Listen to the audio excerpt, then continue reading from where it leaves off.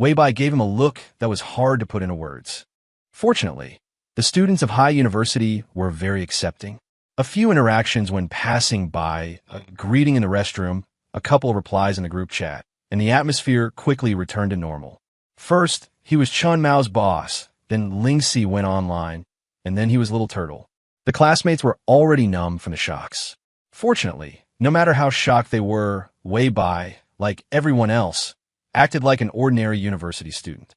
In other words, he didn't put on any airs. He was very down-to-earth.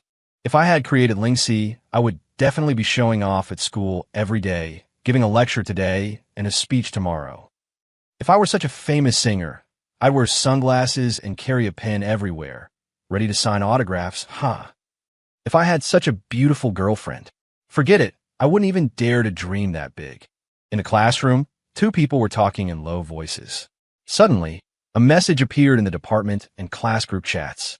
It was a notice from the counselor.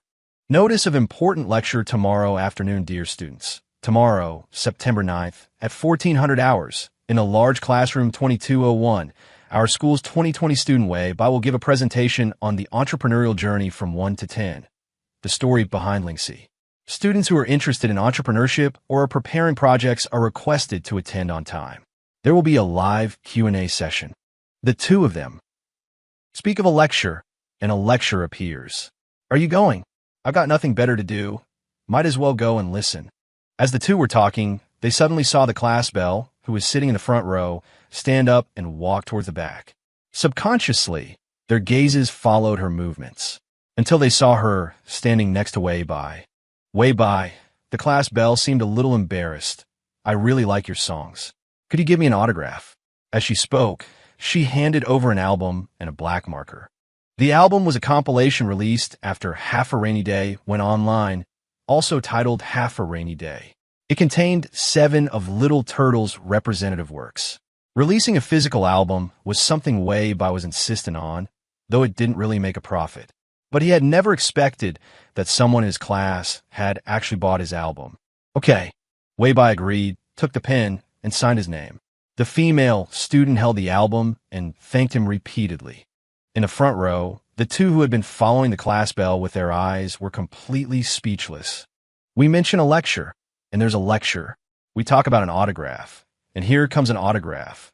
One of them said doubtfully, "Are we prophets or something?" The other remained silent for a few seconds, and then said, "There's a physical album? I'm buying one too." He also liked Little Turtle and had been listening to Half a Rainy Day on repeat all day. Sold out.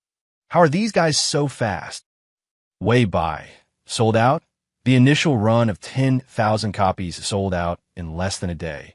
In this era of declining physical album sales, it was considered excellent for even popular singers to sell 50,000 to 100,000 copies. For an anonymous singer like Wei Bai, an initial run of 10,000 copies was already a risky move. Unexpectedly, his cover was blown, and the album sold out along with it. Chui Peng came to ask Wei Bai if they should print a few tens of thousands more. Wei Bai thought for a moment and replied that Chui Peng could decide. Although Wei Bai was a bit surprised that the album sold out, he didn't pay much attention to it. This was a business matter, and with Chui Peng in charge, he felt at ease. Now, he had a more important decision to make. On his phone screen was a barrage of messages from Xiaoxia. Xiaoxia, you and Man absolutely, positively have to attend the welcome party this weekend. Xiaoxia, please, I'll give you the headline slot. Xiaoxia, Man said she doesn't mind. If you agree, she'll agree. Xiaoxia, I'll bye. We're practically sworn siblings. My eligibility to run for student council president next semester all depends on this. Classmate Xie has already agreed. Then there's no problem. Only after asking classmate Xie and getting confirmation did Wei Bai reply to Xiaoxia. Wei Bai, okay. This week, Wei Bai received many invitations. Music festivals, large-scale galas, and even variety shows. The flood of offers was comparable to the one after the Ling Si live stream. Wei Bai didn't have time and rejected them all. The only one he didn't refuse was the university's own welcome party. As the university's major online celebrities, Zhou Yan and Lin Shanshan also received invitations. What the hell? The director actually wants me to sing a love song with Lin Shan Shan. I have a girlfriend. How could I possibly sing a love song with Lin Shan Shan? I want a solo, or I'm not going. Wei Bai gave him a look that was hard to put into words. Fortunately, the students of High University were very accepting. A few interactions when passing by, a greeting in the restroom, a couple of replies in the group chat, and the atmosphere quickly returned to normal. First, he was Chun Mao's boss, then Lingxi went online, and then he was Little Turtle. The classmates were already numb from his shocks. Fortunately, no matter how shocked they were, Wei Bai, like everyone else, acted like an ordinary university student. In other words, he didn't put on any airs. He was very down-to-earth. If I had created Lingxi, I would definitely be showing off at school every day, giving a lecture today and a speech tomorrow. If I were such a famous singer, I wear sunglasses and carry a pen everywhere, ready to sign autographs. Haha. If I had such a beautiful girlfriend, forget it, I wouldn't even dare to dream that big. In the classroom, two people were talking in low voices. Suddenly, a message appeared in the department and class group chats. It was a notice from the counselor. Notice of important lecture tomorrow afternoon, dear students. Tomorrow, September 9th, at 1400 hours, in the large classroom 2201, our school's 2020 student Wei Bai will give a presentation on the entrepreneurial journey from 1 to 10. The story behind Lingxi. Students who are interested in entrepreneurship or are preparing projects are requested to attend on time. There will be a live Q&A session.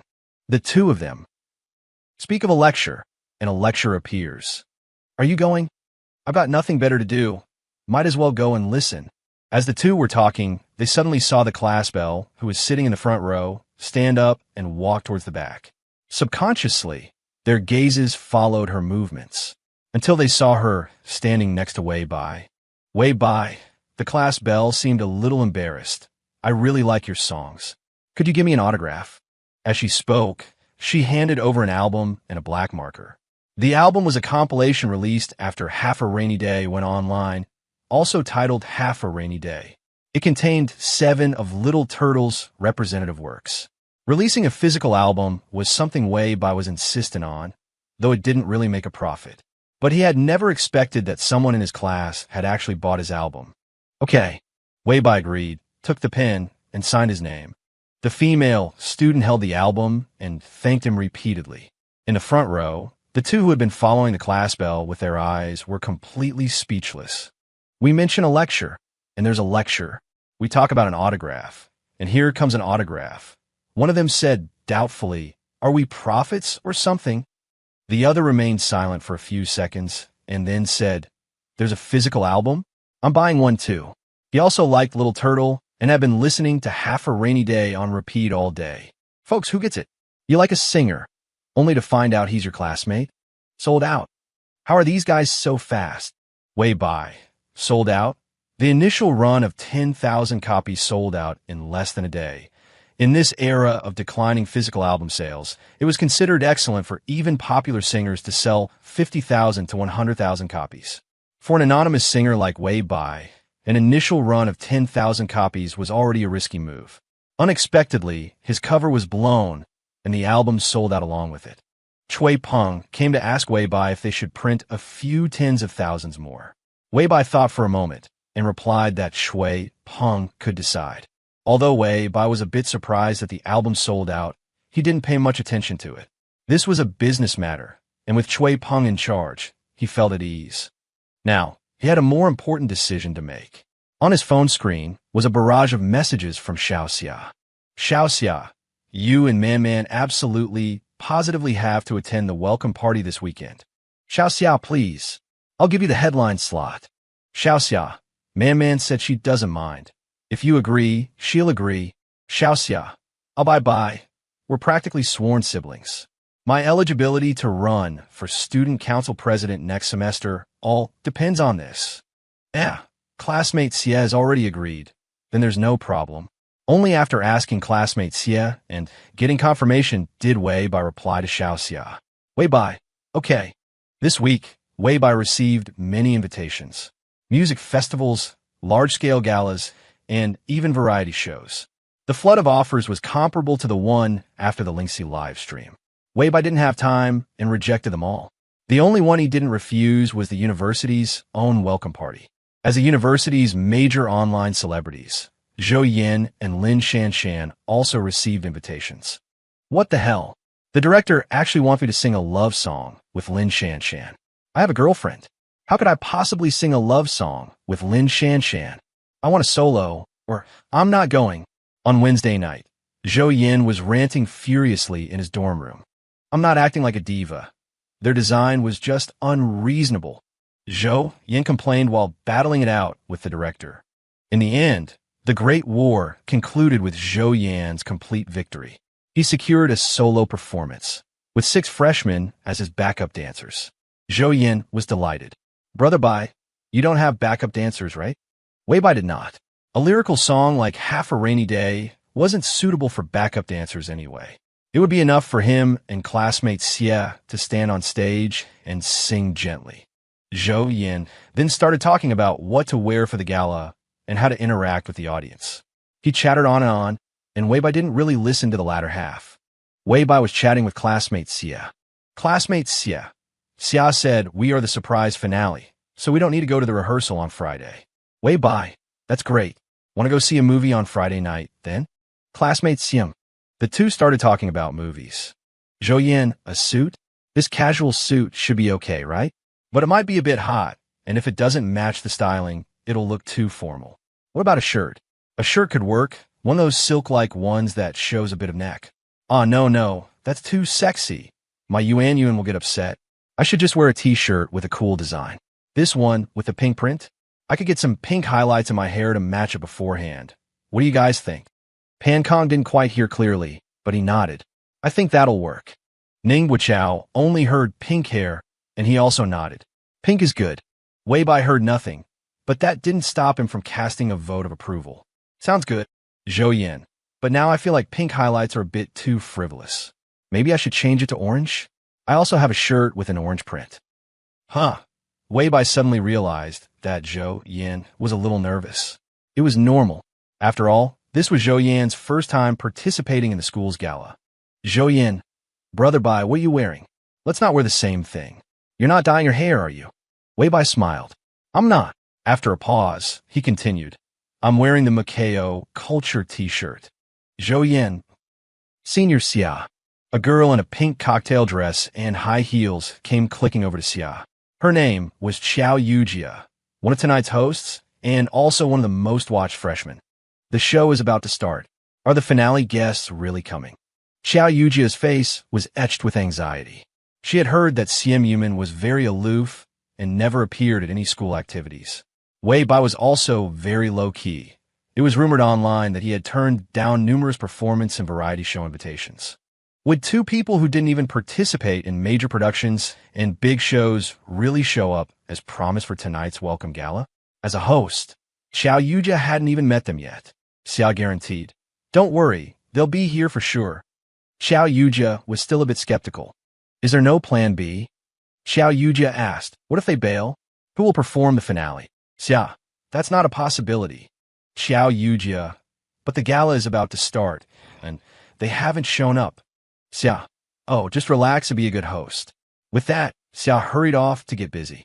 Xiao Yujia had no choice but to rejoin the other 3 hosts. There were 4 hosts in total, 2 seniors and 2 freshmen.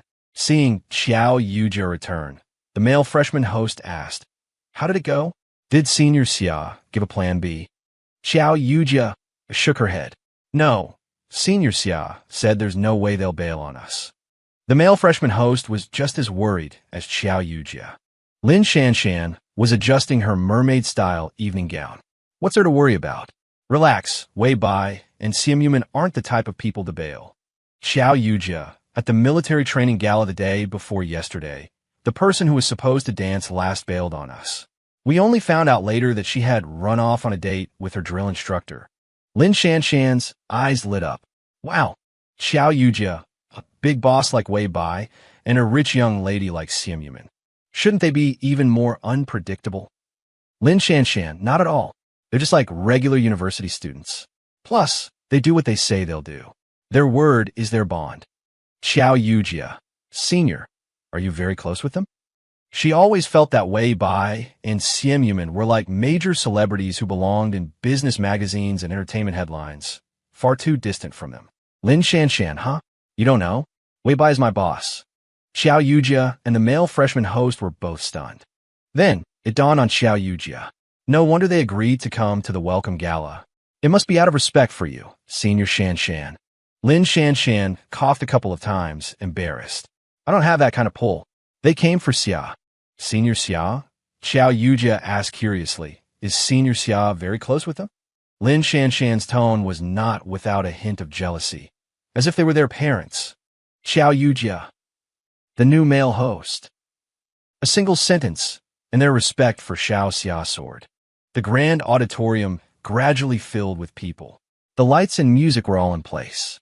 Lin Shanshan did a final run-through of the program with the other three, checked her gown and makeup in a full-length mirror, and prepared to go on stage in 5 minutes.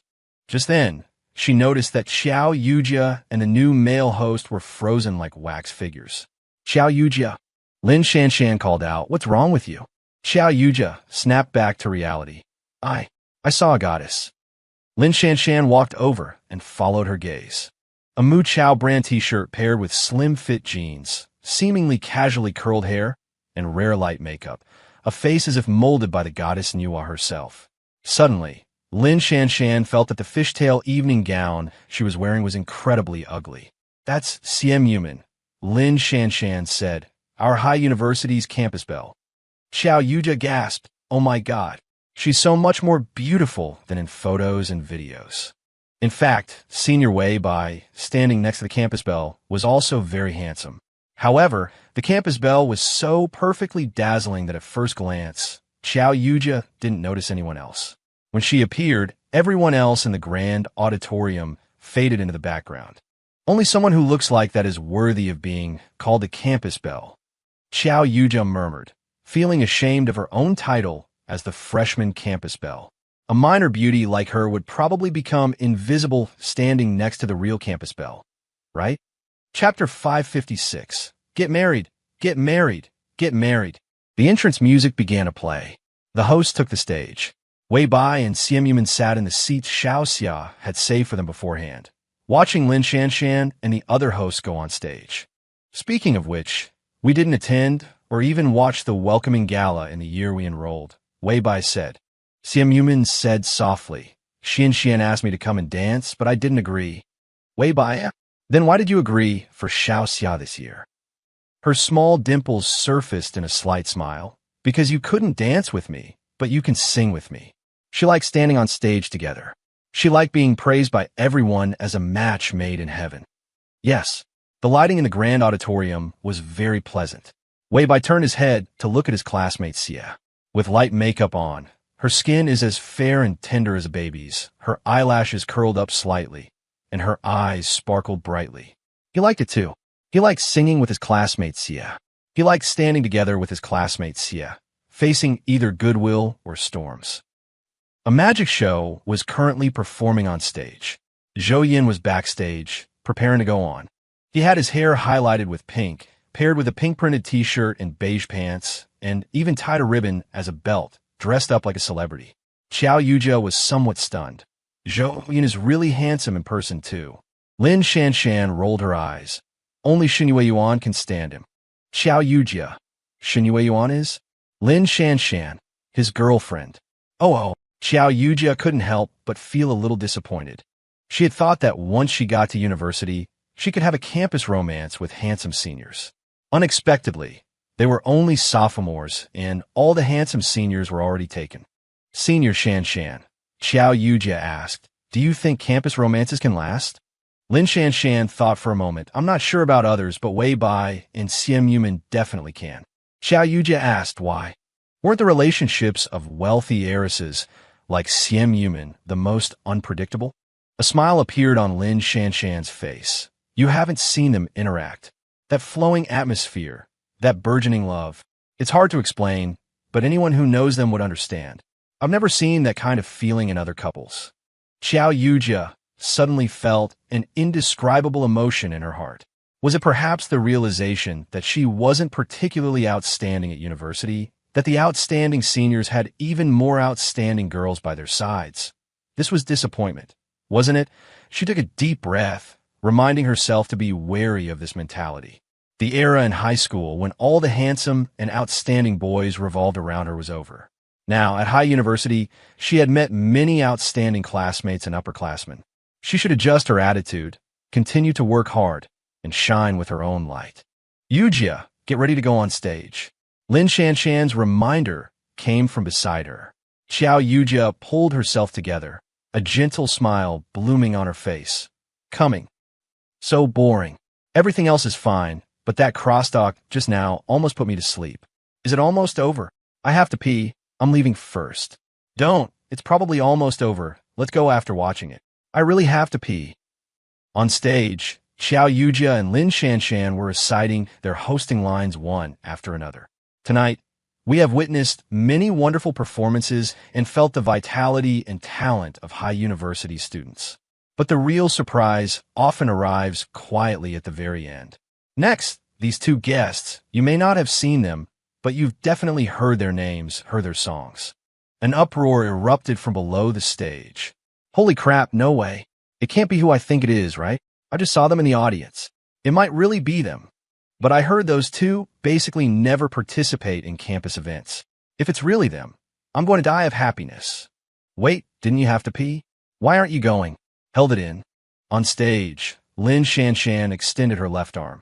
Next, let's welcome today's mysterious guests, the legends of High University, Wei Bai and Simp. Whoa! Thundering applause swept from below the stage. Holy crap! Holy crap! It's really them. Wei Bai and Simp are singing for me. Half a Rainy Day. This is the intro to Half a Rainy Day. They're coming out, they're coming out. Graphic tees, jeans. They walked out, each standing before one of the two microphone stands in the center of the stage. The two were dressed so simply they looked like they had just come from the company, yet so beautiful and handsome they seemed to have stepped out of painting. Just by standing there, standing in the intro of Half a Rainy Day, they made the entire audience quiet down involuntarily. Simp slowly began to sing. Her clear voice carried a sweetness as soft as a cloud. Dark clouds mute the city to silence / I hide inside your jacket / listening to the metronome of a heartbeat. 2 lines of lyrics, and the atmosphere in the venue grew even quieter. Almost everyone stopped talking, holding their breath as if on a pilgrimage, listening to this heavenly voice. It was too beautiful. Live was 10,000 times better than the recording. Wei Bai turned to look at her, his eyes full of smile. Her singing always had a unique narrative quality, carrying a distinctive aura and emotion. This was his classmate Xie, the one who understood him best, and the one who understood his music best. Amid their sweet exchange of glances, Wei Bai slowly began to sing. Raindrops disrupt the street corner's rhythm / but point you towards me / like fate secretly hitting confirm. No backup dancers, no complex stage design. Just 2 people, 2 mic stands, and they pulled everyone present into a heart-pounding atmosphere. This faint, summer-like palpitation made everyone's heart float up in comfort. And Wei Bai and Simp were immersed only in their own world. They began to sing a duet. Half a rainy day / half of you. Half a love song / just enough for me to hide inside. The umbrella's edge is too low / the world is only your breath. On my tiptoes / I turn my affection into ripples. They didn't kiss, didn't hug, didn't even hold hands. Just simple eye contact and natural, easy smiles. But the audience below was already smiling like doting ants. If the rain / keeps falling till tomorrow, can we then / as a matter of course turn goodbye and to see you tomorrow? The unfinished half sentence follows the eaves secretly sprouting. The rain has stopped, the song has stopped. OHWO. The rain stopped, the song stopped. The expression on everyone's face changed from to. Even the most indifferent person couldn't help but smile after hearing such a love song. The instrumental ended.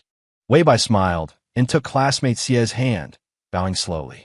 The audience applauded like seals, the shouts growing stronger with each wave. Wei Bai, Simp. Wei Bai, Simp. Get married, get married, get married. Yeah. How did the chanting somehow turn into get married? Are they even at the legal age for marriage? However, while marriage was still a long way off, getting engaged was just around the corner. No need to share that news with everyone, right? Time to go, time to go. Wei Bai led classmate Xie by her soft hand, gradually exiting the stage amidst the cheers and shouts. Chapter 557, Carrot Carrot. Meanwhile, the aftershock from Half a Rainy Day was still spreading through the venue. Listening to that makes me want to fall in love. With so many underclassmen here, I refuse to believe not one of them is for me. Bro, underclassmen of any gender, at a time like this, who's picky about gender? I accept your confession. Huh, I haven't even confessed yet. Then confess now. Oh, I like you.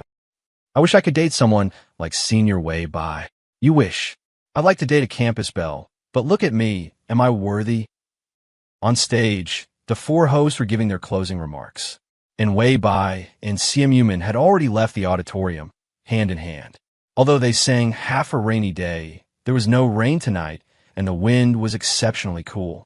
Not far away, a crowd was cheering in the light, and they stood outside the auditorium, enjoying the liveliness behind them and the autumn night before them. Classmate Xie, I think the performance felt pretty good, Wei Bai said.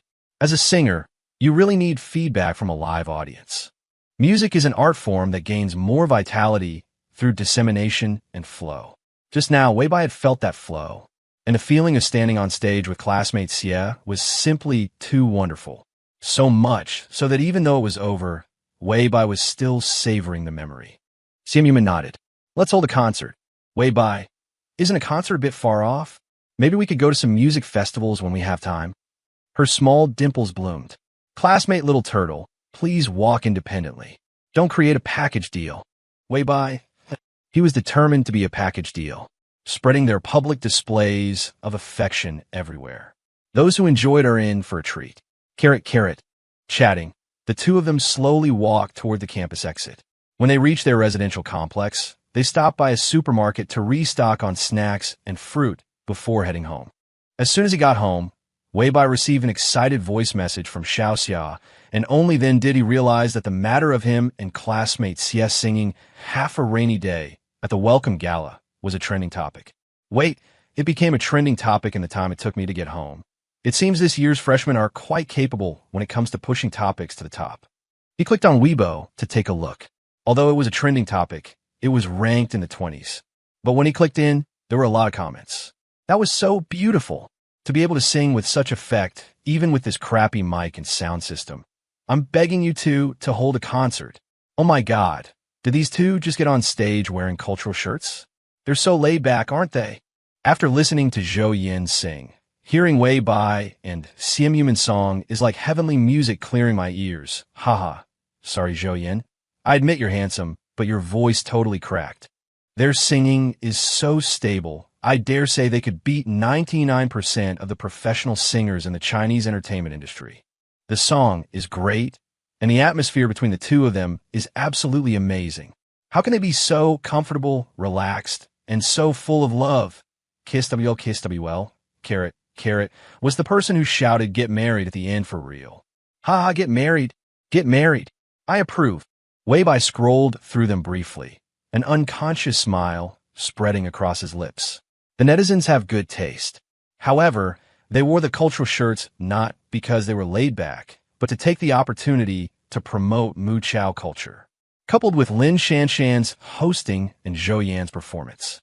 If anyone was thinking of starting a self-media business, they would probably consider their Mu Chao culture first, right? Simp was also reading the comments. She was still furiously liking all the comments that praised them for being a good match and a sweet couple. Like. MHM. It was after 10 o'clock at night. Yuli saw Wei Bai and Simp's duet at the #1 spot on the trending list. The video quality was average, and the sound quality was even worse. But Yuli watched it once, then watched it again, a fond, ant-like smile on her face. Looking at the comments, Yuli was even more satisfied. The public has a discerning eye. Her Man and Bai are a perfect match. She downloaded the video and sent it to Yue. She also took some screenshots of the comments. Yuli, KSWL. Yue, upon receiving the message, frowned. What does KSWL mean? At her age, can't Yuli be normal? As for the comments in the video, since Yue had already agreed to Simp and Wei Bai's relationship, she naturally wouldn't go back on her word. However, her approval was one thing. But was it necessary for her to pay attention to how their relationship was going? She was very busy, unlike Yu Li, who was semi-retired. After finishing the work at hand, Yue left the study. It was already past midnight. She usually went to bed very late and never touched her phone before sleeping. Tonight, for some reason, she picked up her phone and clicked on the video Yuli had sent her. In the video, Simp was wearing a cultural shirt that cost a few dozen yuan, standing on a simple stage, with a smile on her face that she had never seen before. Yue watched the video in silence. Then, she clicked on the screenshots Yuli had sent her. From these comments, she guessed what KSWL meant and also learned that the song Simp and Wei Bai had sung was called Half a Rainy Day. That night, Yue went to bed even later than usual, because she opened a music streaming app and listened to many songs by Little Turtle and classmate Xie. The next day, Yue didn't arrive at the company until the afternoon. Secretary Zhu found it strange but didn't dare to ask. She was currently coordinating the details of the October 3rd engagement banquet with Yu Li's secretary. The venue for the engagement banquet was set at the European Main Building and English Garden of a property in Beijing. This place was originally an embassy villa, and the property rights were now in Yue's hands. An 180-person-long table would be set up in the 800-square-meter main hall and the 5,000-square-meter garden, with its natural axis of symmetry formed by plane trees, would serve as the location for the after-party. The schedule for the day was to begin at 3:30 p.m. 15:30 to 16:30 is for the red carpet and media. 16:30 to 1700 hours, the world's top orchestra will perform a string quartet in the main hall to welcome the guests. At 1700 hours, the new couple will make their appearance to the strains of Mendelssohn's A Midsummer Night's Dream. Next is the wedding contract signing ceremony, the long table banquet toasts, and the after party from 19:30 to 20:30.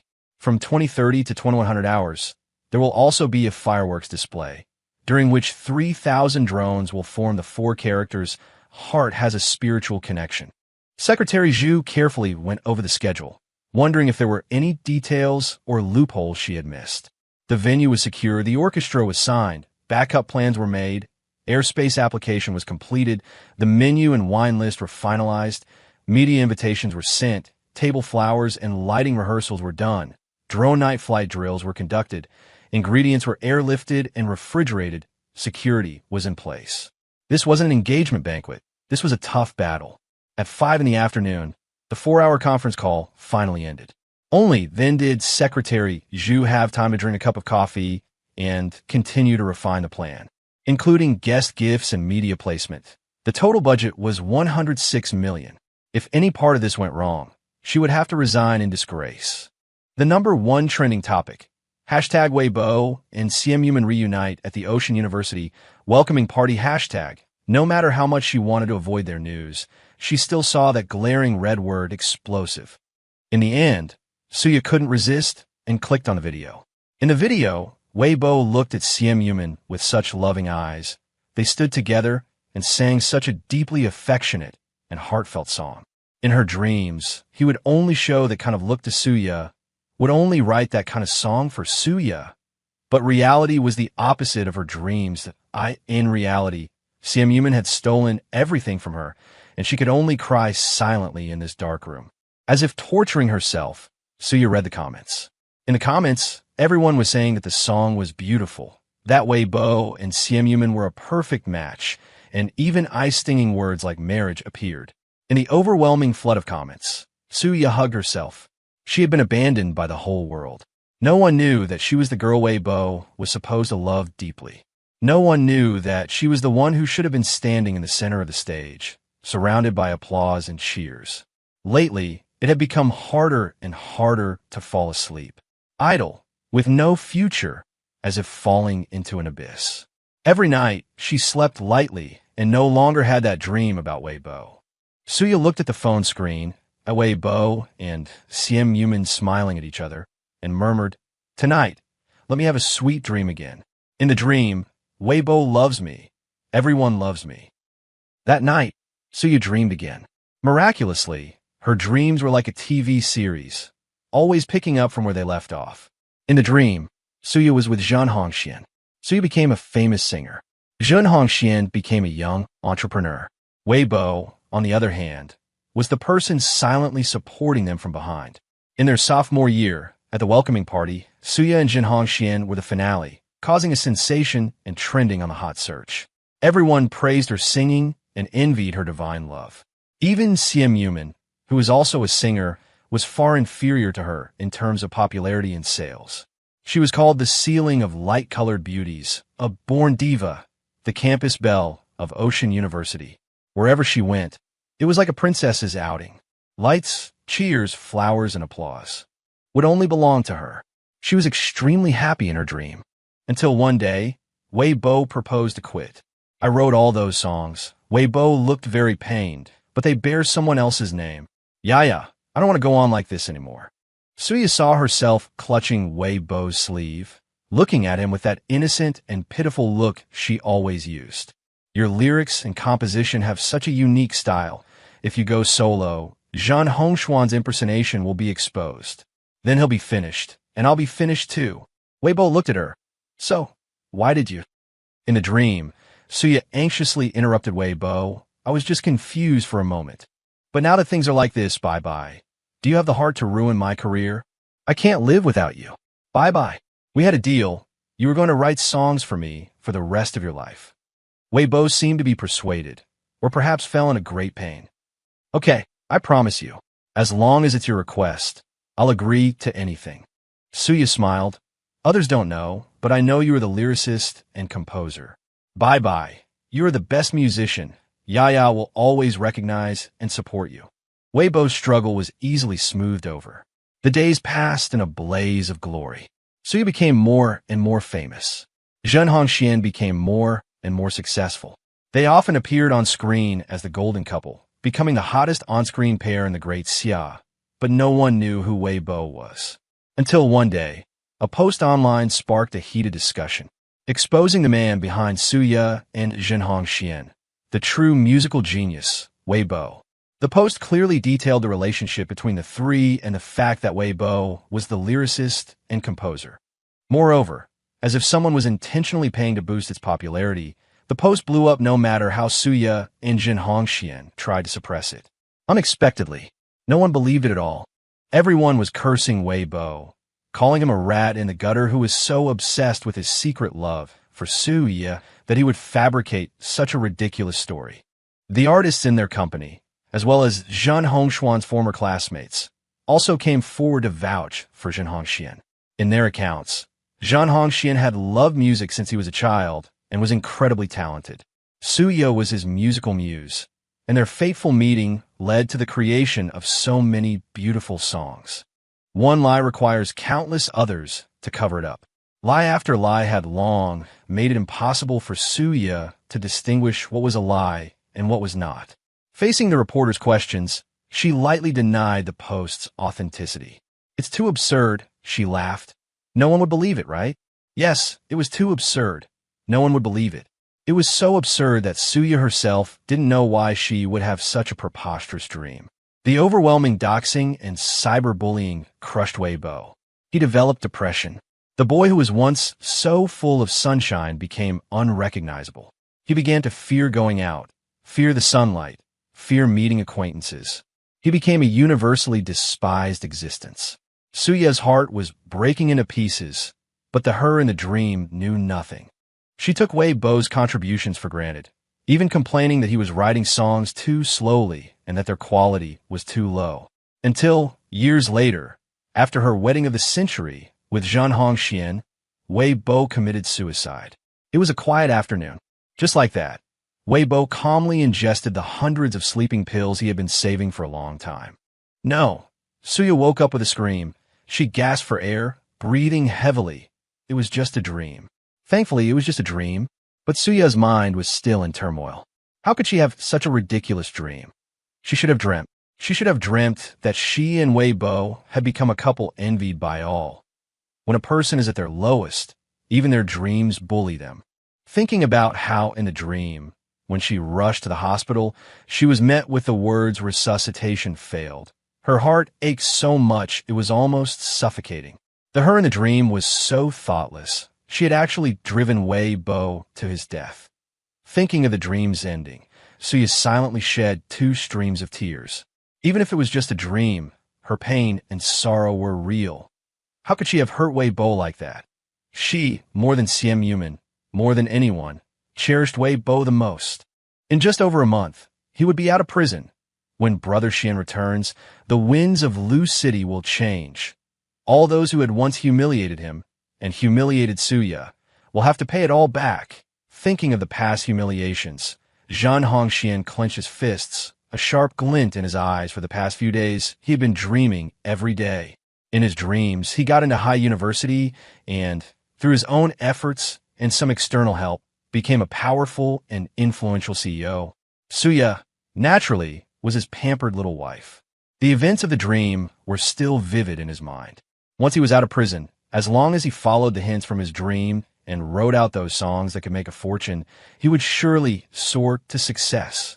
As for Wei Bo, Wei Bo was probably still a good little university student, right? Once he was out and had become a CEO, even if Wei Bo came to his company to interview for a security guard position, he wouldn't hire him. Chapter 559 == And Chun Mao. In the dream, he had made a lot of money with Chun Mao. But Chun Mao had long betrayed him. Now, not only would he not lead Chun Mao to wealth, but he would also humiliate him severely. Even if Chun Mao were to wag his tail and beg at his feet, he would not help him make a fortune.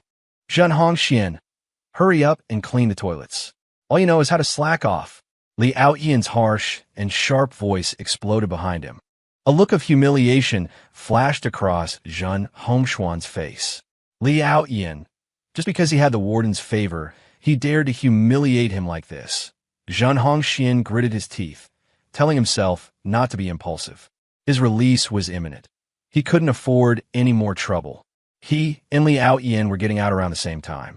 Once he was out, he would have a good talk with Li Aoyan. By then, humph, turning around, Zhan Hongxian gripped the broom as if it were his weapon. The moment Li Aoyan saw his expression, he knew he was lost in some daydream again. After a year in prison, Li Aoyan was no longer the same Li Aoyan who had wanted to be a gang leader. Taught by his time in prison, he had long understood that his former self, much like the present Zhan Hongxian, was quite laughable. This year, he worked diligently and learned vocational skills in prison. Now, he was already an expert at making steam buns and planned to work and save some money after his release to open a bun shop. The thought of regaining his freedom soon filled Li Aoyan's heart with hope. At this moment, looking at Zhan Hongxian again, he felt nothing but contempt. He was terrible at learning anything, only knowing how to pursue his dream of being a big boss. For the past 2 days, he had been shouting about becoming a big boss and making a lot of money in the future. Is it that easy to be a big boss? Is it that easy to make big money? Li Aoyan shook his head, thinking this person was hopeless. The National Day holiday was just over a week away. Wei Bo wished this week plus would pass in an instant. So the next second, he would be standing at the engagement ceremony with classmate Xie. He rarely spent his days counting down the time like this. He couldn't help it. He was just too excited. Before the engagement, she was his girlfriend. After the engagement, she would be his fiancée. Fiancé. What a beautiful word. Although it meant not yet married, it still had the word wife in it. Wife. Hee. Thinking of this, Wei Bo started to smile. What are you smiling about? Simp Human asked him. Wei Bo said with a straight face, I was thinking that in just over a week, classmate Xie will become my fiancée. Simp Human was taken aback for a moment. Then her small dimples slowly blossomed. To be precise, there are 10 days left. 10 more days. This little turtle would be her fiancé. Fiancé. Simp Human placed these words on the tip of her tongue, mouthing them silently. Every time she sounded them out in her heart would flutter again and again. Everything seemed so unreal. It was so real, so captivating. But with only 10 days left, I need to hurry up. Classmate Xie, why do I get the feeling you're hiding something from me? Wei Bo asked. Simp Human tilted her head slightly. I'm not. Damn. How did he figure out? But she couldn't admit it. She was rehearsing a classical daxia dance to perform for him alone, all for the sake of proposing to him. Weibo didn't press the issue, because he was also a little flustered right now. After learning the engagement date, he had ordered a graph diamond ring, planning to make up for the proposal ceremony for classmate Xie. But now, with only 10 days until the engagement party, the custom-made diamond ring had not yet arrived. The diamond ring isn't going to be late, is it? He had asked Hu Jingxian to help him order the ring, and at the time, Hu Jingxian had guaranteed it would be in his hands within a month. But now, almost a month had passed. Just as he was worrying, he received a message from Hu Jingxian on his phone. Hu Jingxian, I'll be back in Haicheng on Wednesday to deliver the ring. Weibo was overjoyed. Wednesday, that was in 3 days. Big Sis Xian really was reliable. He couldn't hide his joy. Xian Yumin found it strange. Who are you chatting with that's making you so happy? Weibo, it's a secret. Xian Yumin, oof. Since it's a secret, it must be related to the engagement. I'm looking forward to it. My little turtle. Just then, Xiaoxia created a temporary group chat for the three of them. Xiaoxia, let's go on a trip for the National Day holiday. Xiaoxia, it's too crowded in the country. How about we go to Southeast Asia, to the land of Sawisti Ka? Nan Iliao said he's been before, and it's fun with great food. Weibo and Xian Yumin looked at the invitation from Xiaoxia, then at each other in dismay. Classmate Xie, didn't you tell Xiaoxia we're getting engaged on October 3rd? Xian Yumin, Classmate Wei, you didn't tell Xiaoxia either. The two of them. To avoid unnecessary trouble, Weibo hadn't told his friends about it. But Xiaoxia was different. He had assumed the girls would have mentioned it to each other. So, the conclusion was that Xiaoxia didn't know they were getting engaged. Weibo had a feeling Xiaoxia was about to explode. But he still replied calmly, we have plans for the National Day holiday. Xiaoxia, what plans? Don't tell me it's work again. I'm telling you, bye-bye. Don't be such a workaholic at your young age. Holidays are for resting. Weibo heard a light chuckle. He turned his head and saw that classmate Xie was indeed looking a bit amused. Weibo said helplessly, you're still laughing. Xian Yumin's expression turned serious. How about we invite our friends to join? Weibo, hasn't the guest list already been finalized? At his aunt's request, Weibo had been forced to familiarize himself with everyone on the guest list. Part of it consisted of relatives from both sides, and the other part. Some names shocked even Weibo. His aunt reminded him that these names would not appear in the media. In any case, Weibo was clear that he and classmate Xie were genuinely in love and looking forward to their engagement. But this engagement, apart from love, also had some business purposes. It was very important for both Lingxi and the Xie family business.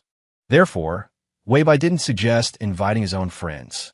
It's already been decided, Xian Yumin said softly, but we can add people. Weibo thought for a moment, and suddenly felt that if his friends were willing to come and witness it, that would be wonderful. Should I ask my aunt then? Weibo asked. Xian Yumin nodded gently. Adding a dozen or so friends to the engagement party. What's the big deal? Just add them. It was perfect.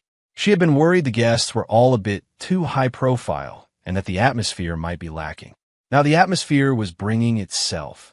Yuli said it was no problem and told Weibo and Xian Yumin to draft a list for her. In the chat window, Xiaoxia was still asking Weibo what he was doing on October 1 ST. She was also frantically tagging Xian Yumin, pitching her 4-person Sawistika trip. Weibo replied, I'm getting engaged on October 3 RD. Xiaoxia, Sigma, Xiaoxia, shocked face meme. Xiaoxia, are you kidding me? Weibo calmly extended the invitation. Ms. Tang Xiaoxia and Mr. Liaoinan are formally invited to the engagement ceremony of myself and classmate Xie. A formal invitation will follow in a few days. Xiaoxia == Chapter 560, The 10-3 Squad. Weibo and Xian Yumin are getting engaged. The news spread like wildfire through their university and high school circles of friends. Messages exploded in every group chat. Bro, you're not actually getting engaged, are you? Xiaoxia has to be messing around, right? Bye-bye, hold on. I'm heading to your university right now. I'll only believe it when you tell me to my face. Are you serious? I just went through a breakup, and you two are getting engaged? A successful career as a freshman, engaged as a sophomore. Are you riding a rocket to the top? What? I'm going to be sitting at the same table as the richest man in Daxia. Amidst the bombardment of messages, Wei Bai calmly drafted the list. From his high school group of 4, Li Xian didn't have the day off, but Dabao and Shi Wenhao both said they would definitely be there. Xiao Xia and Liao Yinan also accepted reality, gave up on their Thailand trip, and changed their plans to see them in the capital. All 3 of his university roommates were coming. Aside from Zhou Yan, who was howling in the group chat, the other 2 were relatively calm. Wei Bai also invited Chui Peng personally. Chui Peng declared excitedly that he would be at the engagement ceremony even if it rained daggers. The friend's classmates Xie wanted to invite were Zuozua, Sun Xiuxiu, Shun Yueyuan, and Shui Yinxin. She also invited Tian Tian and Zhao Ruan, but they had already booked and paid for a tour to the northwest, so they had to decline with deep regret. As for Hua Jingxian, she was already on the official guest list. After finalizing the list, Wei Bai sent it to Yuli. Yuli glanced at it and forwarded it to her head secretary. The head secretary then synced up with Secretary Zhu from the Xie Corporation. That night, Secretary Zhu couldn't sleep. Over a dozen people, they were going to add this many bright-eyed kids. This time, the guest list had been put together with great restraint. No non-essential people were to be present, which was why the 180-seat long table was still far from full. But the crucial questions were, when should these kids be scheduled for the red carpet? Should they be included in the media coverage? And could they even handle the press on site? The details gave Secretary Zhu a headache. Luckily, young President Yu's head secretary brought her some good news. She said that, young President, you had already spoken with President Yu. After the engagement party, Secretary Zhu would get a long vacation. What's more, young President, you would personally pay for an island getaway or a gift card of equivalent value. Secretary Zhu was so moved, she could practically feel herself drooling. Look at young President Yu. So generous, so savvy. Now look at the one she served. If it weren't for the high salary, she would have quit long ago and gone to work for young President Yu in Lucheng. With the vacation dangling before her like a carrot, Secretary Zhu willingly threw herself into working overtime. It was just a dozen or so kids. She would make sure they were taken care of perfectly. She looked at the list, adjusting the event plan. Some of the names on the list weren't new to Secretary Zhu. These kids had also been at the young Mrs. 18th birthday party. Thinking of their vibrant, energetic faces and remembering how the normally cool and aloof young miss had smiled while talking to them, a smile crept on Secretary Zhu's face as well. It's wonderful to be young, she thought. Monday, whenever he got the chance, Zhou Yin would sidle up to ask about the engagement. Holy crap, you're really getting engaged. It's not a joke. Holy crap, bro, you're only a sophomore. Where's the invitation? Until I have an invitation in my hands, I'm staying skeptical. In reality, Zhou Yin wasn't skeptical at all. This was just the only way he could make himself feel better. Otherwise, how could he go on? The comparison was just too much to bear. The invitations have been sent. You should get yours today. Wei Bai finally replied to a question that wasn't complete nonsense. Or maybe tomorrow. Zhou Yin held his breath. Really? I don't believe you.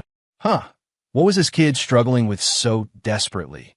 Wei Bai stopped paying attention to the constantly flip-flopping Zhou Yin. So Zhou Yin went to Ning Buqiao and Pan Kang's ears to continue his Xianglin saw-like repetition. Really? He's really getting engaged. Pan Kang stared. How can this be fake? Ning Buqiao snickered. He hadn't expected Wei Bai to invite them to the engagement ceremony. Due to the nature of her work, if it weren't for this engagement ceremony, Shui Yunxin would have to work nonstop again. Therefore, in addition to blessings, Ning Buqiao also felt a little fortunate. He was going to Beijing with Shui Yunxin. Although it wasn't a trip for two, it made him feel extremely happy and expectant. He wondered when he and Yunxin would have their own engagement banquet. It might be a very small one, with only the immediate family of both sides present. Thinking of such a future, Ning Buqiao felt even happier. Chower, Zhou Yan's voice sounded in his ear. Do you think what I said makes sense? Ning Buqiao, I was just distracted and didn't hear. Zhou Yan, I said, we have to wear suits then. With ties. Ning Buqiao was bewildered. Is it that formal? Pan Kang scratched his head. I've never worn a suit before. As the three of them were talking, they were pulled into a group chat. Ning Buqiao noticed that Shui Yunxin had also been pulled into the group, along with Xiao Xia, Li Xuan, and the others. The group owner claimed to be the manager of Lu Cheng Su Yunfang. She sent an electronic brochure in the group, asking everyone to refer to it and send their personal sizes and suit preferences to her privately. She would arrange their attire for October 3 RD. Ning Buqiao was a little at a loss, but he saw Xiao Xia reply in the group. Thanks, Sisterling. So Li Xuan also immediately sent a message of thanks. Ning Buqiao was even more at a loss. He wanted to ask Wei Bai, but saw that Wei Bai was not at his seat at the moment. Zhou Yin and Pan Kong also didn't quite know what to do. At this time, they were pulled into another group chat. The group name was 10-3 Squad, and the group owner was Xiao Xia. Xiao Xia, hurry up and report your sizes and preferences, otherwise Sisterling's work can't proceed. Xiao Xia, the clothes were arranged by Man's Annie. Annie is very nice. Xiao Xia, if you want to thank Annie, go and leave more good reviews on her short dramas. The short dramas starring Annie are. In the group, everyone started chatting. Ning Buqiao saw a few people he didn't know, who must have been Wei Bai's good friend from high school. Friends from different periods were pulled into a group to chat together. Ning Buqiao found it a bit novel. Urged by Xiao Xia, he seriously flipped through the electronic brochure. There were many suit styles. He chose for a long time before privately sending his size and preference to Sisterling. Zhou Yin and Pan Kong also sent their preferences and sizes one after another. Even the attire was arranged. This time, Zhou Yin was really resigned. He's really getting engaged. Soon, he became excited again. I'm going to such a big event, stumbling into a heavenly family. Pan Kong smiled foolishly. In the future, when we drink, we'll have something to brag about. Ning Buqiao was also very happy. He was about to go to a grand banquet with Shui Yinxin. This grand banquet was the engagement banquet of his most important friend in life, Wei Bai. He knew that he was an insignificant little character at this engagement banquet, but he also wanted to witness it and offer his blessings. On Monday afternoon, the invitations were delivered to the friends' hands. The cover was made of textured champagne leather with gold foil edges. A gold-foiled rose pattern was inlaid in the center, and below it was a black embossed and foiled character for double happiness. Zhou Yin held the invitation and opened it carefully, looking at the silk fabric lining and the main card with rounded, gold-foiled edges. His breathing became lighter. Because of this heavy invitation, he truly realized for the first time that Wei Bai's girlfriend was the young lady of a top-tier wealthy family. Can I really go? Zhou Yin whispered. The invitation is already in hand. Why are you still asking such a question? Wei Bai affirmed. Of course. Zhou Yin let out a long breath, uncharacteristically apprehensive. If we go, will we embarrass you? They were a wealthy family, a chaebol. What would people like them be considered if they went? They wouldn't even know where to put their hands and feet. This time Wei Bai was surprised. He didn't expect Zhou Yin to ask such a question. Wei Bai said slowly, Of course not. With you all there, I will feel even happier. Hearing this, Zhou Yan's eyes turned red. Bro, I'm so touched. Wei Bai, what's with this guy? Can you not wipe your tears on me? Finally, after appeasing one monkey, Wei Bai had to appease a second one. The second one was Dabao. Unfortunately, Dabao had a breakup a few days ago. Fortunately, also a few days ago, Dabao met his new goddess by chance. The new goddess was indifferent to Dabao, and Dabao was heartbroken and rejected. At this time, he received the news of his engagement and also received an invitation. Dabao's resentment was as immense as he was, and he was furiously venting on WeChat. Fortunately, Dabao possessed a powerful self-healing ability. Weibo barely had to comfort him before Dabao's mood brightened. I, Dabao, am now at campus heartthrob level. This trip to Beijing, I might just have a romantic tryst under the moon and among the flowers. Bye-bye. If you suddenly can't find me then, don't panic. Don't look for me. Just let me go. Weibo. Comforting this guy was a total waste of effort. The anticipation for October 3rd was overwhelming. But time still had to pass, second by second. After 2 days of packed classes, on Wednesday, Jingxian returned from Beijing with a diamond ring. The two secretly completed their transaction at the entrance of Academic Building 1. Weibo got the diamond ring. Jingxian got Weibo's promise that he would always be good to her, Are promises useful? For many people, perhaps not. But for Wei Bo, this wasn't a promise. It was just a description. Of course, he would always be good to classmate Xie, just like old Wei was to Mrs. Wu, kissing and hugging even at their age. Huh. Why can't people kiss and hug at their age? There's something wrong with that thought. It must be noticed and corrected immediately. Watching Hua Jingxian hurry off to handle other matters, Wei Bo turned and went back to the classroom. His mind was still wandering. The palm of his right hand, resting in his pants pocket with the ring box, was also sweating. Walking back to the classroom, Wei Bo finally realized. Was he nervous? What was he nervous about? The upcoming specialized course? Don't be ridiculous. His right palm grew damper. Wei Bo abruptly pulled his right hand out of his pocket. He was nervous about the proposal. The engagement ceremony was on October 3rd, and they were going to Beijing on October 1st, the first day of the holiday. Wei Bo planned to propose before going to Beijing. That is this Saturday night. Classmate Xie would say yes, right? Wait, why even think about that? Of course, classmate Xie would say yes. Then what was he nervous about? Wei Bo's mind raced, trying to come up with a reason. Finally, he concluded that it was normal for him to be nervous. After all, a marriage proposal is a major life event. Even if the outcome was certain, but when people propose, isn't the outcome always certain? To get to the proposal stage and still be rejected would be too tragic, wouldn't it? He was overthinking it a bit. Wei Bo was completely certain he was nervous. Fortunately, this class was content-heavy.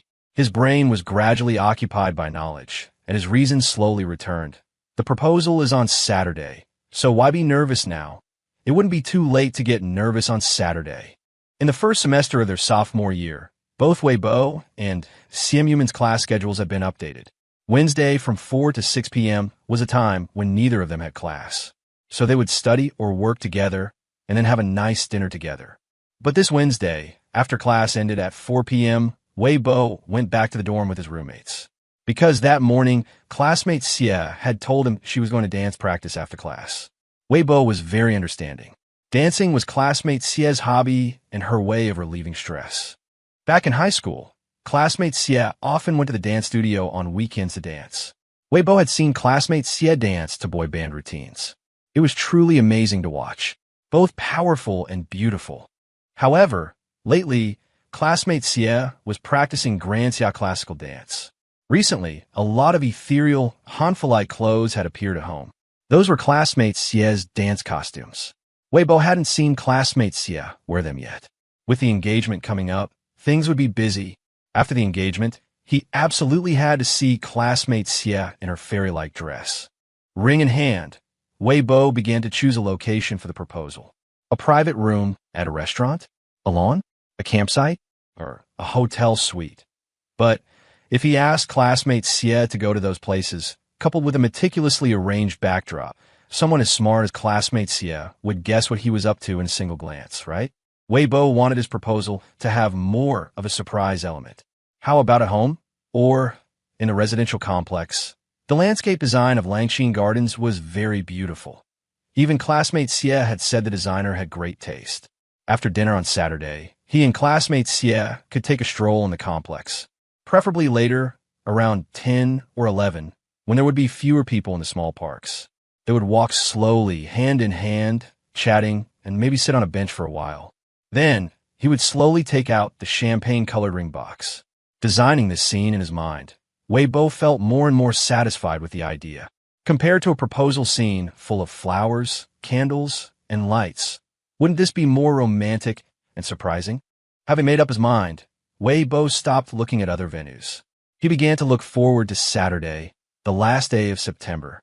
Zheng, with the final strum of the guzheng, Simp Yuman stood with her back to the audience, the hem of her skirt rippling outwards in the wind like concentric circles on water.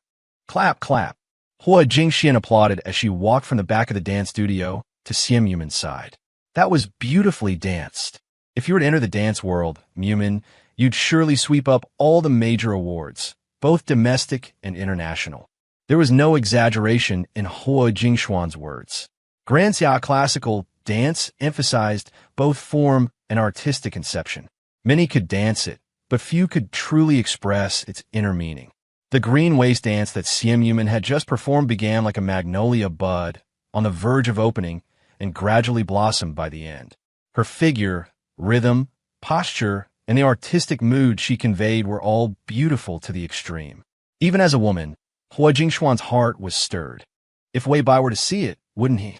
Hua Jingxian looked at her best friend's body, more beautiful than a magnolia, in the dance studio's mirror and clicked her tongue in admiration.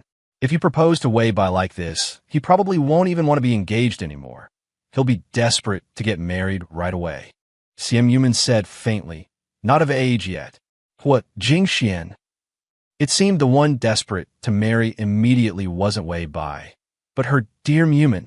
Misty Rose or Red? Simp asked. The reason she had asked Hua Jingxian to come was that she was torn between two dance costumes. Misty Rose had more atmosphere, but Red seemed more sexy. Misty Rose, Hua Jingxian said with certainty. It was as beautiful as the rosy clouds at dawn and dusk. When she danced, it would be like those clouds scattering across the sky. Hua Jingxian assured Simp. Misty Rose is much prettier than Red. In the end, Simp accepted Hua Jingxuan's suggestion. The Misty Rose dance dress was indeed more beautiful. As for the red one, she could wear it for her little turtle in the future. Yes, after finishing their dance practice, the two went to dinner together. Hua Jingxian talked about her management at the Hua Corporation and some recent interesting events in the capital.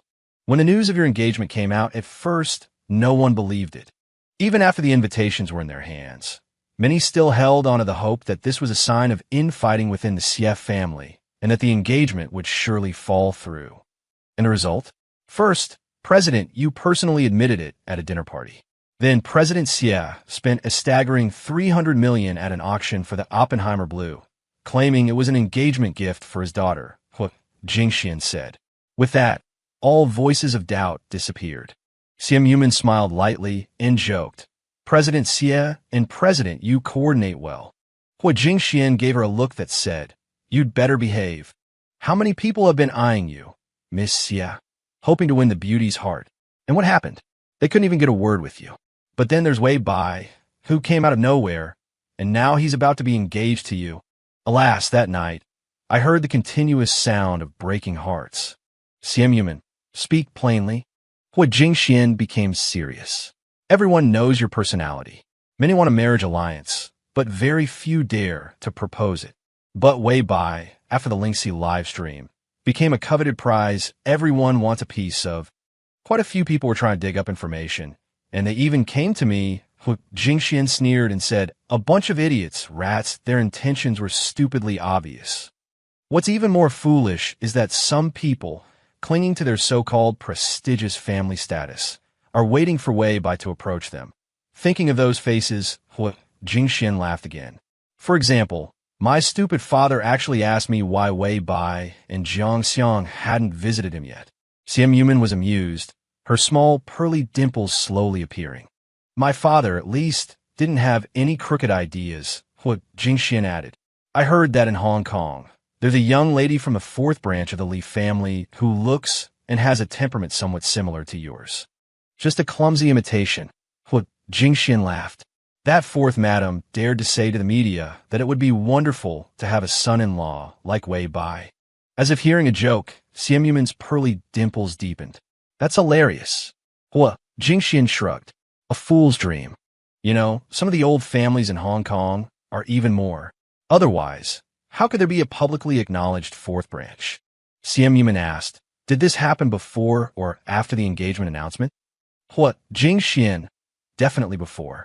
That's why I say President Yu is smart, Hua Jingxian said with admiration. Once the engagement invitations were sent out, all those restless people quieted down. This major move of getting engaged can be said to have solved the crises for both the Xie family and Lingxi at once. Simp's smile faded. Hua Jingxian raised an eyebrow. All right. I know your love is pure and has nothing to do with all this. But wasn't it a convenient side effect? Mumin, you don't want Wei Bai and Lingxi to be targeted by those rats and hyenas, do you? Simp thought for a moment and frowned. Xian, you become bad. Hua Jingxian, sigh. In the month or two since I joined the Hua Corporation, I've realized that the struggles I encountered before were just child's play. The war of succession. One careless move, and it can really be fatal. Simp thought for a moment more, then said seriously, "Be careful when you kill people. Don't get caught." What? Jing Xian? Is this the image she had in Simu's mind? A murderer. She was very law-abiding. If some people died, what did that have to do with her? What? Jing Xian. Fortunately, there's Lingxi. Lingxi will be a great company.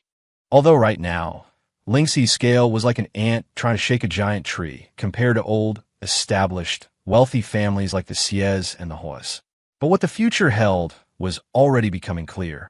What's more, the head of Lingxi married the Xie family's daughter, and this young Miss Xie was a hopeless romantic, head over heels in love. The emerging tech company had boarded the great ship of capital, and capital, in turn, had changed its course. And she, Hui Jingxian, as Lingxi's earliest investor, naturally saw her net worth and status rise with the tide. Last year, your birthday party. Everything is still fresh in my mind. When we gather again this year, I'm afraid the looks on some people's faces will have completely changed. Simp was very calm. What do they amount to? Hui Jingxian laughed loudly. Exactly, what do they amount to? Hui Jingxian felt that in the past, she and Simp were already arrogant enough, already looked down on those people enough. In the future, they could be even more arrogant, trampling those whining fools underfoot forever. After dinner, she drove Simp home. Hui Jingxian also returned to her own apartment, kicked off her high heels, and collapsed on the sofa. Nothing's as comfortable as your own turf. If it weren't for pleasing the old man, she wouldn't want to stay at the Hua family manor for a single day. She rested for a while. Hui Jingxian suddenly remembered. It seemed there was something she forgot to tell Simp. What was it? Oh, the diamond ring. Actually, it wasn't that she really forgot, because she hadn't planned on saying anything in the first place, only intending to drop a small hint to tease Simp. Since she forgot, she might as well not bring it up.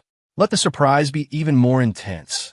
As for Mumin's classical dance proposal, would she tell Wei Bai? Of course not. TSK. Both of them are planning to propose. Who will go first? Hui Jingxian experienced the joy of, I know something you don't know. She felt that she might be even more excited for the proposal than Wei Bai and Simp. If only she could be there to watch it live. Unfortunately, neither of them had invited her. Sigh. Suddenly, she felt so lonely. Maybe she should work? Besides love, money and power could also bring fulfillment and freedom. 50 minutes left. Zhou Yin cheered himself on. Just another 50 minutes of sleep, and then it's break. Pan Kong was deeply impressed. At your age, how can you sleep so much? Sleeping in the morning, sleeping in the afternoon, sleeping in the afternoon then, staying up all night. Zhou Yin, what else is there to do besides sleep? Go to class. Do you think I'm an idiot? This little bit of material, can't you understand it just by flipping through the book before the exam? Why would I need to listen to the lecture? Pan Kong scratched his head. Sometimes I really want to beat you up. Zhou Yin puffed out his chest. Bring it on. Come on. Pan Kong slapped him on the back. Zhou Yin smoothly fell forward, closed his eyes, and pretended to be asleep. The movement was so fluid that Pan Kong was left stunned. Ning Wuchao also laughed at the sight. Only Wei Bai. He hadn't noticed what was happening around him at all. His mind was solely focused on tonight's proposal. After class, it would be 6 o'clock. He and classmate Xie would buy groceries and go home together, cook a slow dinner in the setting sun, and then slowly eat it. While eating, they'd watch a movie. After the movie, it should be almost 10. At that point, he would suggest going for a walk downstairs. Classmate Xie would surely not refuse. They would leave the house, walk along the wide road, and go to the park. When they reached classmate Xie's favorite little park, in front of the osmanthus grove, he would get down on one knee, take out the diamond ring. The plan is very simple, very ordinary. There shouldn't be any problems carrying it out, right? And what could go wrong? Of course, nothing will go wrong. What's there to be nervous about? Stop being nervous. He received a message from Xiaoxia on his phone. Xiaoxia, I'm going back to Lucheng tonight first.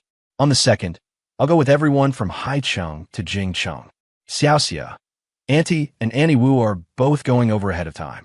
I'll be the group leader this time, so don't worry. Of course, Wei Bai was at ease. He wasn't worried about this matter at all. He was only worried about the proposal tonight. What if classmate Xie doesn't want to go for a walk today? Then should he propose at home, while classmate Xie is lying in bed, slipping the diamond ring on her finger? That doesn't seem like a bad idea either. Xiao Xie. And he said we'll also be getting party favors. I'm so excited. Xiao Xie. By the way, my parents were shocked when they heard I was going to your engagement ceremony. They thought I was being scammed. Huh? Xiao Xie. They even specifically called Annie Wu to confirm, and afterward, they were both utterly stunned. Xiao Xia. Actually, what I wanted to say is the entire Luqing knows you're getting engaged now. Haha. Xiao Xia. Bye-bye. What are you doing? Why aren't you replying? Would proposing at home not be romantic enough? You need green plants and moonlight to set the mood, right? It's better to go out. When the time comes, he must pull classmate Xie downstairs. But this season, he usually just wears a simple t-shirt and sweatpants to walk downstairs. The ring box is a bit big. If I put it in my pocket, will it be obvious? But if I carry a bag? Who carries a bag just to go for a walk downstairs? That would be even weirder. Wear a jacket. Right? It's gotten a bit chilly at night recently. Wearing a jacket wouldn't be too strange. He has a few loose jackets with inner pockets. I'll wear the black one tonight. But it's a proposal. Shouldn't I dress up a bit more handsomely? The black one is too plain. What about the one with the blue stripes on the sleeves? Having not received a reply from Wei Bai for a long time, Xiao Xia figured he was either working or studying seriously. So, Xiao Xia hung his head and started to listen attentively to the lecture as well. He never thought that, even in university, he would still be outcompeted by Wei Bai. After mentally coordinating his outfit for the evening and planning for all the details and potential mishaps, Wei Bai finally noticed the numerous messages from Xiao Xia. Truly Xiao Xia. So many messages, yet none contained any important information. After replying, Wei Bai glanced at the time. 8 minutes until class is over and the holiday begins, which means in 8 minutes he will see today's edition of Classmate Xie. At this moment, the professor was still lecturing, but the classroom was growing restless. Even Zhou Yan, who had been slouched over playing on his phone, shifted to a new position to continue playing. Wei Bai was also restless. 8 minutes. 7 minutes. 6 minutes. Sitting in the very back row of the large lecture hall, behind Sun Xiuxiu and Shen Weiyuan, Xiam Yuman was diligently applying makeup. Light makeup, the kind that's not too obvious but still enhances her features. Zhua Yishuan, who had been listening intently, turned her head and her jaw dropped when she saw Xiam Yuman holding a powder puff. Man, what are you doing? Zhua Yishuan asked. Xiam Yuman. Makeup. Zhua Yishuan. What are you putting on makeup for? In her memory, this seemed to be the first time she had ever seen Xiam Yuman put makeup on herself. Her small dimples slowly appeared. Something important? Zhua Yishuan looked at her small dimples and didn't press further. What could be so important that it would make Man put on makeup? She couldn't guess. But it must be something wonderful. That's why Man is so happy. Something good, and something good that she can't share. This must be related to Wei Bai. Zhua Yishuan completed her deduction. So she stopped asking. Pressing the issue would only result in getting a face full of their public displays of affection. Today was the start of the holiday, and Zhua Yishuan was going back to Lucheng with Xiao Xia. On the 2nd, the day after tomorrow, she would return to Haicheng with Xiao Xia and then fly to Jingcheng. Thinking about the holiday itinerary, Zhua Yishuan felt a sense of anticipation. Last year, their group went to Jingcheng together to celebrate Man's birthday. This year, it has become a trip to witness Wei Bai and Man's engagement ceremony. How blissful! The thought of witnessing her friend's happiness made Zhua Yishuan feel blissful herself. She looked intently at Xiam Yuman's delicate, flawless face, rested her chin on her hands, and whispered, Man, you are so beautiful. She saw her almost every day, yet she still found her so beautiful. Especially today, she exuded a kind of beauty that was utterly spring-like. Zhua Yishuan felt that although it was autumn now, Man was in her own spring. Xiam Yuman's light makeup was complete, and she was now applying the final setting powder. MHM, she nodded. Today is very important. I must be beautiful. Holiday time. The moment the professor said class dismissed, Shen Weiyuan jumped up. I'm going home. My mommy is steaming crabs for me tonight. Sun Xiuxiu lived far away and didn't go home for short holidays like this. but she was also incredibly happy to be out of class. See you guys on the second. See you on the second. See you on the second. A classmate who wasn't in the know overheard them and asked curiously, "What are you all doing on the second?" Yuan lifted her chin. "I'm not telling you." She wasn't about to tell others that she had received a super exquisite and valuable invitation to attend Simp and Wei Bai's engagement ceremony in Jingsheng. However, that didn't stop her from feeling proud. In the entire class, only Xiao, Zhuazhua, and Yuan had received invitations. The others didn't even have the right to know. Finally, class was over. Wei Bai ran to the base of teaching building 2, stopped, and fixed his hair while looking at his phone's reflection. The moment he looked up, he saw classmate Xia walking down the steps with Zhui Yishuan and the others. Wei Bai waved at her. He saw Simp say something to her roommates and then trot over to him. His footsteps stopped, still carrying a bit of momentum. Wei Bo held her shoulders, and suddenly his heart was no longer nervous, because he felt very content, very secure, full and warm. "Classmate Xia, you seem a little different today." As the two walked towards the east gate, Wei Bo said. Simp tilted her head to look at him. "How am I different?" Wei Bo observed her carefully. "The color of your lips? Did you put on lip gloss?" After getting together with classmate Xia, Wei Bo learned that lipstick was lipstick and lip gloss was lip gloss. This shiny, light-colored, transparent textured one should be lip gloss, right? Simp hummed in agreement, without explaining. Wei Bo didn't mind. Classmate Xia didn't wear much makeup, but she often wore lipstick or lip gloss. She said it made her look more vibrant. Wei Bo couldn't actually see the vibrancy that lipstick added. He felt that the most vibrant classmate Xia was during those certain moments. At those times, she was all pink, looking vibrant at a glance. After leaving the school, they first went to the supermarket in their residential complex. "I've ordered salmon, sweet shrimp, and avocado," Simp said. "Let's buy some shredded seaweed and corn kernels. How about we have salmon poke bowls for dinner?" Of course, that would be great. Wei Bo had fallen in love with classmate Xia's salmon poke bowls the first time he tried them. They were refreshing, delicious, and incredibly satisfying. "Do we still have wasabi and sushi soy sauce at home?" Wei Bo asked. Simp nodded. "And lemons too?" Wei Bo, "Oh, so you add lemon too." Simp, "Yeah, just a squeeze of lemon juice." Chatting, the two bought the ingredients and walked home. By now, the sky was already tinged with orange. "The weather will definitely be great tonight," Wei Bo said happily. Simp, "Who says the weather is good at night?" Wei Bo, huh? They don't. When they got home, the salmon and peeled sweet shrimp had also arrived. Simp first steamed the rice, then went to cook onsen eggs and marinated the salmon with sushi soy sauce, wasabi, and lemon juice. Once the onsen eggs were cooked and the rice was steamed, she spooned the rice into bowls and arranged the cooked corn kernels, diced avocado, onsen eggs, shredded seaweed, sweet shrimp, and salmon on top. Just like that, 2 salmon poke bowls were ready. Wei Bo made 2 glasses of passion fruit lemonade and brought them to the mid-century modern coffee table in front of the sofa. When the two of them ate, they often didn't use the dining table, but ate at the coffee table so they could watch one of their favorite movies while eating. Tonight, the movie they chose was Flipped. The movie ended with the scene of Julie and Bryce planting a tree side by side. It was only 8:30. Yes, salmon poke bowls were simple to make and quick to eat, and Flipped was only an hour and a half long. So the time was earlier than Wei Bo had anticipated. At 8:30, there should still be quite a few people in the small park, right? He thought classmate Xia would definitely not want to be watched and posted online. What could they do to stall for time? Pack their luggage. They were going to the capital tomorrow morning, so it was a good time to pack their suitcases. However, wasn't the act of packing suitcases a bit of mood killer? Work for a while. That was even more ridiculous. Watch another movie? Simp suddenly said. Huh. Was Flipped so good that classmate Xia actually suggested watching another one? That would be great. By the time this one finished, it would be almost 11. The second movie Simp chose was Our Little Sister. A house filled with the scent of the sea, cherry blossom tunnels, plum wine, walks, fireworks.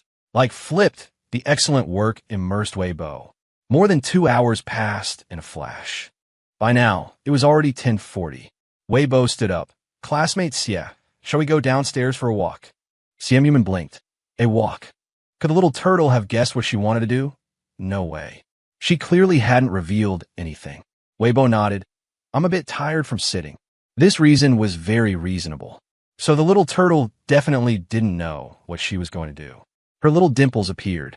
Okay, a walk. Simuman also stood up. It's been a bit chilly at night these days. I'll go change my clothes. Weibo, all right, then I'll put on a jacket too. He took off his loungewear and changed into a blue-themed autumn outfit that he had been preparing in his mind all day. Finally, he put the champagne-colored square diamond ring box into his jacket pocket. Weibo turned around in front of the mirror, confirmed that it wasn't visible, and felt relieved. Luckily, it wasn't winter now. In winter, classmate Xie always liked to stuff her hands into his pockets. After changing his clothes and securing the diamond ring, Weibo walked out of the room. After waiting for a few minutes, he saw classmate Xie push open her bedroom door and walk out. Huh. Why was she wearing an ankle-length trench coat? Is it necessary to be so bundled up this season? Why are you wearing a long trench coat? Weibo touched her forehead. Caught a cold? Are you cold? Simuman. No, but it gets cold at night.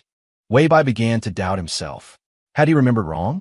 Was it not the end of September, but the end of October? And his engagement to classmate Xie wasn't on October 3rd, but November 3rd? He had originally thought that wearing a jacket himself might be a bit of an exaggeration. He didn't expect classmate Xie to have even put on a long trench coat. However, classmate Xie's temperature was normal, and her complexion looked radiant. It didn't seem like she was sick, just suddenly sensitive to the cold. Maybe her period was coming soon. Weibo stopped dwelling on it. The two of them left the house. Langxin Garden had large green spaces, beautiful scenery, and several parks. Weibo's favorite was the one known as Central Park, which had an artificial lake flanked by lawns and greenery. Simuman, on the other hand, preferred a certain small park with its well-spaced landscape gardens and very fluid design. Shall we go to Central Park? How about the small park? The two spoke in unison. Strangely, the first sentence was said by Simuman and the second by Weibo. But on second thought, it wasn't that strange. This is because Weibo thought to himself, they both deeply cared about each other's preferences and feelings. Let's go to the small park, he said with a smile. I really feel like going to the small park today. In the dim light, he didn't notice Simuman's expression stiffen slightly. She agreed. Then let's walk towards the small park. She pulled her phone from her trench coat pocket and, as if in a normal chat, opened her conversation with Hua Jingxian. Simuman. Change of plans. We're going to the small park near Building 20. Hua Jingxian, who had just driven into the third phase of Langxin Garden, felt a headache coming on. The small park? Could she even hide her car there? Did she have to park somewhere else, then carry the pipa and stool over herself, and then find a place to hide? Previously, she wanted to watch the event live, but didn't receive an invitation. Later, when she did receive an invitation, it was an invitation to play the pipa. Playing the pipa was one thing, but she was also told to hide while playing. How was that reasonable? In this grand mutual proposal, had she, Hua Jingxian, become a nameless third party? Hua Jingxian grumbled under her breath as she drove towards Building 20. While driving, she shared her location with Simuman, afraid of running into them. Xian, stall for a while, I need to find a spot. Ma'am, a stroll, naturally, isn't about the destination, but about experiencing every inch of the lights and scenery along the way. Weibo understood this perfectly. But today, why was classmate Xie walking so exceptionally slowly? Let's sit and rest for a bit, Simuman said softly. Huh, rest after just a few steps? Weibo found a little strange. But resting sometimes doesn't actually mean resting, but rather sitting down to enjoy the scenery or to talk. Weibo figured that's what classmate Xie meant by resting. The two sat on a bench. The streetlights stretched their shadows long. Autumn evenings were very comfortable, the breeze cool. Just leaning on each other, sitting together like this, Weibo felt happy. But tonight's walk was no ordinary walk. It was a proposal walk. So, as comfortable as it was at this moment, Weibo felt a pull towards a small park. After sitting for a moment, Weibo said, Classmate Xie, shall we go? Simuman glanced almost imperceptibly at her phone screen and smiled. I want to sit a little longer. The breeze here is very nice. Huh. Classmate Xie seems to really like this spot. Then why not propose right here? After all, he only wanted to go to the small park because classmate Xie liked it. As he thought this, Wei Bai's right hand slipped into his pocket. The phone screen lit up, and a ready from Hua Jingxian flashed by. Simp stood up. Let's go. Wei Bai's right arm froze. He gave an awkward laugh and stood up as well. Okay. This spot was nice, but it couldn't hold classmate Xia's attention. This meant that the small park was tonight's destined proposal spot. Wei Bai quickly adjusted his mindset, took classmate Xia's hand, and walked in the direction of the small park. Classmate Xia, your hand is a bit warm. Maybe I'm wearing too much. Yeah, it's not quite the season for trench coats yet. The small park grew closer and closer. Wei Bai's heart beat faster and faster. Not from nervousness, just excitement. Yes, he was really quite excited. This surging, fervent pounding his chest was making him a little giddy, making him want to kneel down immediately. But he had already decided on a specific spot. Just on the path at the east side of the small park, both sides were lined with osmanthus trees. The osmanthus was in full bloom, its fragrance filling the garden, coupled with the timely autumn wind. This scene, was it not perfect for a proposal? Even before reaching the small park, a faint scent of osmanthus could be detected. Within the park, the fragrance of osmanthus was even richer. The autumn wind, the osmanthus blossoms, a bright moon. Wei Bai's heart was both agitated and excited. The time was right, the place was right, all that was missing was the right person. This damn osmanthus fragrance. Hua Jingxian wasn't allergic to floral scents, but hiding behind the bushes, the fragrance was too strong, and she couldn't help but want to sneeze. But she had to hold it in, otherwise she would lose her best friend. So why wasn't Simp here yet? Hurry up and dance, hurry up and finish. She wanted to go home. Home. Finally, she's here. Hua Jingxian sat properly, holding her pipa. She calmed her heart and centered her breath, reminding herself not to play. What is the meaning like ambush from 10 sides? He finally walked onto this path, breathing in the rich fragrance of osmanthus. Wei Bai's right arm once again reached into his pocket. Take it out, then kneel, and finally open it. An excited heart, a trembling hand, his right hand gripped the diamond ring box, just about to take it out. Suddenly, Wei Bai's eyes widened, his body froze, and his mind went blank for a moment. This, classmate Xia, is so beautiful. 5 seconds ago, or maybe 10 seconds ago, Wei Bai's eyes had witnessed such a scene. Under the moonlight, classmate Xia stood with her back to him, her long windbreaker slowly slipping off, revealing a splendid and soft gossamer dress. The color of the dress was like the rosy clouds at the edge of the sky, shimmering with a flowing light. Classmate Xia, wearing the rosy cloud dress, looked like a fairy under the moonlight. Wei Bai was as shocked as if his pressure points had been struck. He knew classmate Xia had many beautiful dance costumes, and he had seen her wear them. But he had never seen this one, nor had he ever seen classmate Xia wearing this dress. It was truly too beautiful. Just the sight of her back was beautiful enough to make him subconsciously hold his breath. Just then, zheng, a note from a pipa, coming from nowhere, split the moonlight. Wei Bai looked toward the sound, but saw no one. So late, how could there be the sound of a pipa? Could someone be practicing an instrument? Please no. Classmate Xia is dressed so beautifully, and he happens to be proposing. This is the right person moment. So, to the classmate practicing the pipa, could you please automatically leave? Zheng, ding dong. Zheng, dong. What's with this person? They started playing for real, but it sounds quite nice. Could it serve as background music for a proposal? When classmate Xia turns around, he will kneel and then propose. Thinking this, Wei Bai's hand once again reached into his right pocket. But the pipa's notes swayed, the moonlight swayed, and the person swayed too. Amidst the pipa's sound, Wei Bai saw classmate Xia step and turn, the corner of her mouth lifting into a smile like melting spring water. Her sleeves swung past, like rosy clouds brushing the moon. Wei Bai's right hand, resting in his pocket, suddenly froze. Classmate Xia, is she dancing so beautiful? Zheng, ding ding, dong. Her ankles and arms moved with the pipa's notes in an extremely rhythmic manner, like an osmanthus blossom worshipping the moon. Her waist bent, like a drooping lily of the valley. Her foot touched the ground, drawing a semicircle, the hem of her skirt rippling out like a wave. Weibo was mesmerized. Following the Peepa's melody, the ripples spread into his heart, circle by circle, and reached right in front of him. The beat of the Peepa grew more and more urgent. She was dancing before him. Her arms swept by, seeming to graze his face. A turn of her head, and their eyes met. Her steps quickened. Weibo's heartbeat also quickened. Her dance steps were as gentle as the wind. Weibo's heart softened like dew. In the air, an invisible atmosphere spread from the hem of her skirt.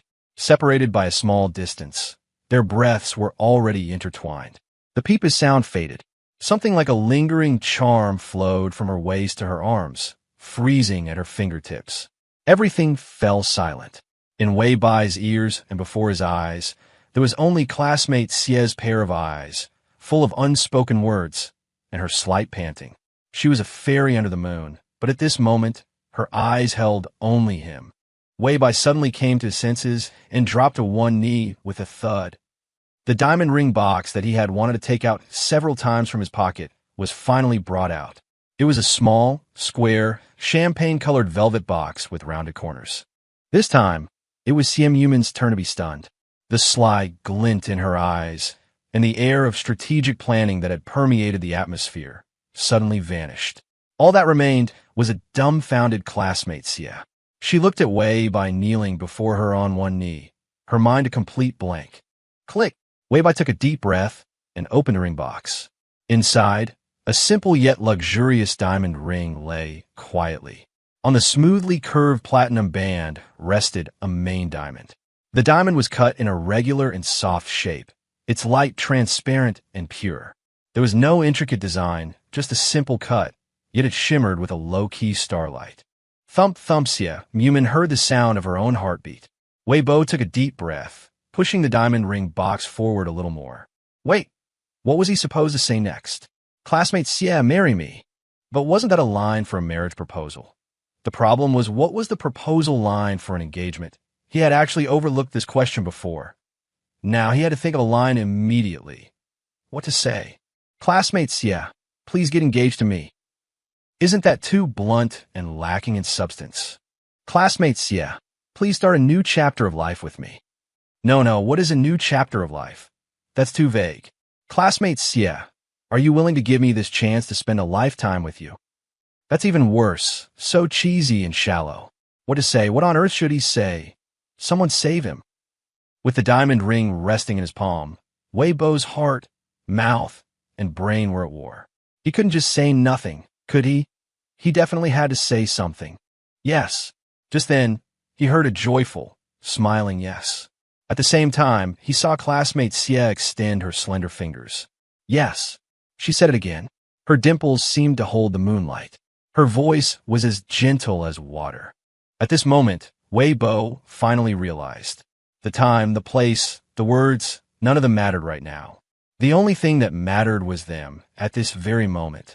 With that simple yes, his heart suddenly calmed. It was a calmness enveloped in security and love. Like the moonlight was softly wrapping around him. He gently took the ring out of the box. Supporting classmate Xie's wrist with one hand, he took the ring with the other and slid it from the tip of her left ring finger until it settled at the base. The band and the diamond refracted scattered light under the moon, reflecting on classmate Xie's jade-like finger. The sight made Weibo's heart skip a beat. It's beautiful, he said with a smile. Simp Yuman blinked gently. Shouldn't you be saying, classmate Xie, please marry me? Weibo. Can I say that? Let me at it now. Weibo. Simp Yuman suddenly interrupted him, staring at him seriously. Are you willing to marry me? Thump. Something struck Weibo's heart, and in an instant, everything became clear. So the beautiful dance in the smoky purple gauze dress tonight. Could it be that classmate Xie had originally planned to propose to him? Ah, but how could a girl propose to a guy? Yet Weibo knew classmate Xie was just that different. So, just like last year when they confessed at the same time. This year, they had chosen the same time to propose to each other. Unbelievable. But this was a love destined by fate. At that moment, the BGM from a famous idol drama started playing in Weibo's mind. Amidst this imaginary BGM, the corners of his eyes curved up. Idol. It was just an engagement. But, to them, what difference was there from marriage? They had the blessings of friends and family. They had two hearts in love. Whether it was an engagement or a marriage, which proposal line was used, none of it mattered at all. What mattered was, they were in love. Right here. Classmates, yeah. I will use all my time to love you. Why didn't I say that just now? It's okay if I say to my heart, classmates, yeah, can feel it too, right? The moonlight is so beautiful tonight, Weibo said softly. Yes, Yumin was very happy. It's beautiful. Achoo, someone there. Only then did Weibo remember the Pipa music from just now. Classmates, yeah, the sound quality of the Pipa music sounded like a live performance, so... Weibo draped his windbreaker over classmate Xia's shoulders and looked toward the direction the sound had come from. Yes. Yumin nodded lightly. Achoo! Achoo! Behind the bushes, Hua Jingxian let out two more consecutive sneezes. Weibo started to laugh. She was probably overwhelmed by the scent of osmanthus, right? Holding it in for so long, this performer had it tough. The performer, Hua Jingxian, finally felt better after a few sneezes. Hearing their conversation, she stood up. That was killing me. Noticing she was still holding the pipa, she placed it on a chair. Remembering the scene she had just witnessed, a brilliant smile spread across her face. Congratulations, you two. Weibo was a little surprised. He thought classmate Xie had hired a professional musician. He never expected that the one playing the pipa would be Hua Jingxian. Sister Xian, thank you for your hard work.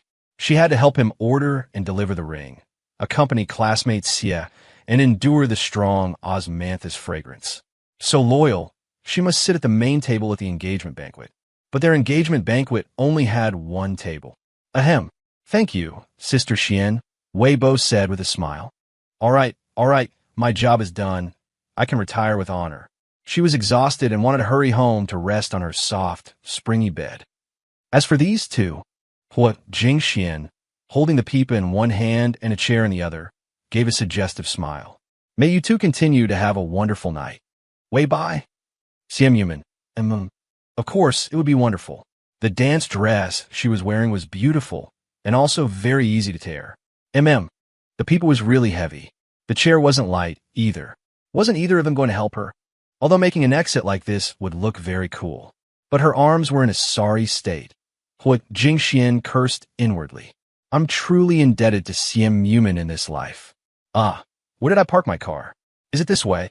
Why are the roads in the third phase so confusing? Can't bend over. Must maintain a cool posture. Those two should still be watching my retreating figure, right? The unsung hero, always giving so selflessly without asking for anything in return. But can't the two of them just come and help me? This pipa is so damn heavy. Do we really not need to go help Sister Xian? I think the pipa and the chair must both be quite heavy. Yumin knew Hua Jingxian well. She smiled softly. Compared to the weight, she probably wants a cool-looking exit more. Weibai looked at Hua Jingxuan's struggling figure in the distance, a little puzzled. Is that so? Yumin nodded. They were going home. Going home to have fun tearing a dress. When they woke up, September was over.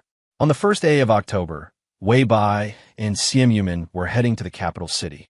Her younger aunt was overseeing the engagement ceremony. The two of them only needed to show up on October 3 RD. They were going to the capital early to meet Xie's family. This was an order issued by President Yu Wei, relayed by the younger aunt, and to be executed by Weibai and Yumin. The family dinner was set for tonight. According to the younger aunt, Yu Wei and Xie Jieyu would also be attending. This was the first time Weibai would formally meet Xie's family. Ms. Wu took it very seriously and had prepared gifts long in advance, all of which were sent to Xie's residence in the capital. They didn't need to bring gifts, just a few days' worth of clothes and daily necessities. The flight was at 10 in the morning, so it was still early. Weibai unhurriedly packed his luggage and the fragments of the misty rose-colored dress from last night's activities. The dress was beautiful, and it had died a thorough death. Weibai felt he had wronged this dress somewhat. Then again, why did Xiao always buy these kind of dresses where he couldn't find the zipper, couldn't figure out how to take them off, and would accidentally tear them? Was it really not on purpose? Thinking about it this way, things seemed a bit suspicious. Xia, is this also a dance dress? Wei Bai saw Xie put a bundle of red fabric into the suitcase. Judging by the material and the size when folded, it was no proper dress. Xie Yuman blinked. It is one of the dance dress candidates. It was eliminated, so it can only be worn on other occasions. Wei Bai had wanted to ask what kind of occasion would require wearing such a dress. But he didn't, because he had already guessed. His gaze fell on the red dress, his thoughts drifting far away. This one would probably tear easily without even using much force, right? So, Xie was doing it on purpose. This cunning Xie. At noon, Wei Bai and Xie Yuman landed smoothly in the capital. The one who came to pick them up was not the quiet driver, but Secretary Zhu herself. Wei Bai had met Secretary Zhu a few times. He had been poised from the very first meeting, and now he greeted her very naturally. Secretary Zhu sighed inwardly. Wei Bai was now successful and famous, but that approachable, youthful aura about him hadn't changed at all. He was even more affable. As for herself, however, a year ago, when she first met this young man, she still held a condescending attitude of looking after him for the young mistress's sake. Now, their situations were completely different. Wei Bai already stood at a height she had to look up to, and this young man was only 20 years old. Among young people in their 20s who could be like Wei Bai, not feeling inferior when in a low position and not arrogant when at the top, such a state of mind, ability, and luck. This was true future potential. What were the thoughts now of those who had laughed at the young mistress a year ago for dating an ordinary person with no background from a small place? In the Hongqi State limousine, after chatting with Secretary Zhu for a bit, Wei Bai saw a message from Ms. Wu on his phone, asking if they had arrived. Wei Bai sent Ms. Wu a message to let her know they were safe. Ms. Wu got it. Your grandpa, dad, uncle, and auntie and I will arrive tonight. Ms. Wu, I'll take them around the capital for a few days. You two go about your business. Don't worry about us. Wei Bai, where's my brother? Ms. Wu, he's busy. He'll come on the 3RD. Wei Bai, okay. Ms. Wu, all the door-knocking gifts have been sent to my precious girl's house. Take them all with you when you go tonight. Don't leave a single one behind. Wei Bai, oh, precious girl. When did Ms. Wu start calling student Xie that? Just as this question flashed through Wei Bai's mind, he turned his head and saw student Xie's phone screen, showing a chat with Ms. Wu. Ms. Wu, precious girl, Ani has made you some small wontons. I had your younger aunt put them in the fridge. Have Bai Bai cook them for you in the morning. Wei Bai. Student Xie was the precious girl, and he was the one to cook the wontons, right? Was this right? On the way, Secretary Zhu told the two about some details of the engagement ceremony. Wei Bai listened attentively. The more he listened, the more he felt it was detailed and thoughtful. He didn't even have any suggestions to make. Thank you for your hard work, Sister Zhu. Wei Bai said seriously. Xie Yuman also smiled lightly. Thank you for your hard work, Sister Zhu. Secretary Zhu almost lost her grip on the steering wheel. Thanks to Wei Bai, she had actually received a thank you for your hard work from this young miss. One must know, the young miss was actually very much like CEO Yu, with absolutely no one in her eyes. But now, the young miss was different. Her whole person had softened, become gentle, like solid ice melting into water. Secretary Zhu sighed in her heart. Whether it was the Xie Corporation or the Xie family's young miss, they were all changing because of Wei Bai. What hard work! Secretary Zhu's tone also lightened. After your engagement ceremony is over, I'm going to Thailand for a long vacation. The entire trip will be paid for by young CEO Yu. Wei Bai smiled. We're also going on vacation after we get engaged to Simporna. This was something he and student Xie had planned long ago. For days, to Simporna to see the glass-like sea and seals, and to lie on the beach and sunbathe. Chatting about the vacation, they soon arrived at New City International. After dropping the two of them home, Secretary Zhu returned to the company. Wei Bai and student Xie also returned home. As soon as he entered the door, Wei Bai was a little surprised. The last time he came, he saw this place as a large flat owned by an overbearing CEO in a Korean drama, with a black, white, and gray color scheme, cold everywhere. Looking at it now, it was still a black, white, and gray color scheme, but it was visually very comfortable, even revealing a strange sense of warmth. I made a few small changes, Xie Yuman said softly. Wei Bai couldn't even tell what had been changed, but everything just felt much more comfortable. Entering, Wei Bai saw 3 dishes and a soup on the dining table. The soup was still steaming, obviously freshly made, and the auntie who cooked had not left a single trace in this home, truly coming and going without a shadow. The two sat down to eat. After one bite, Wei Bai was even more surprised. Auntie Lin's cooking. Xian Yuman nodded.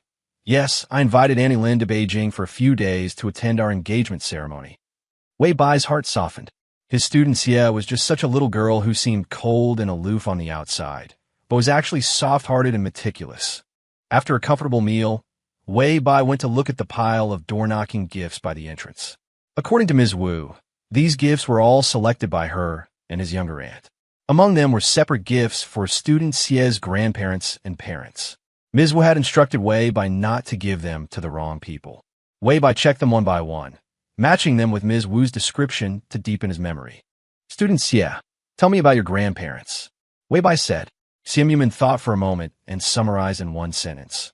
One is Zhou Puyuan from Thunderstorm and Wu Suanfu from Midnight, and the other is a staunch supporter of Zhou Puyuan and Wu Suanfu. The expression was overly sharp and overly easy to understand. Wei Bai was curious. Then they don't object to our engagement? The little pearly dimples smiled deeply. Zhou Puyuan is old. Wei Bai was quite looking forward to meeting Zhou Puyuan, since he and student Xie started dating. All he had received were blessings and support, not a here's 5 million, leave my daughter. He knew this wasn't because he was so outstanding, but because of student Xie's determination. Therefore, he could be not at all nervous, and even quite curious, about meeting Zhou Puyuan. The Xie family was the most famous plutocracy in Daxia, an old aristocracy, whose wealth and status were not comparable to a company like Lingxi, which was still in its infancy. As the pioneer of the Xie family, Zhou Puyuan was once a formidable figure in Daxia's financial world, leaving behind many legends in the business world. This former helmsman of the Xie family had now retired behind the scenes and rarely appeared in public. Wei Bai had seen reports about old Master Xie's retirement in the financial media. The media claimed that the Xie Corporation had smoothly completed the transition of power, and old Master Xie's eldest daughter-in-law, Yu Wei, had become the true head of the Xie Corporation. At 5 in the afternoon, Wei Bai and student Xie changed into the suit and cocktail dress prepared by the younger aunt, and were personally driven to the old Xie family residence by Secretary Zhu and a driver. The car stopped at the entrance of a hutong. Wei Bai and Xian Yuman got out, followed by the driver and Secretary Zhu, who were carrying gifts. It was then that Wei Bai realized this was unlike any other hutong he had seen in the capital. It was exceptionally clean and tidy.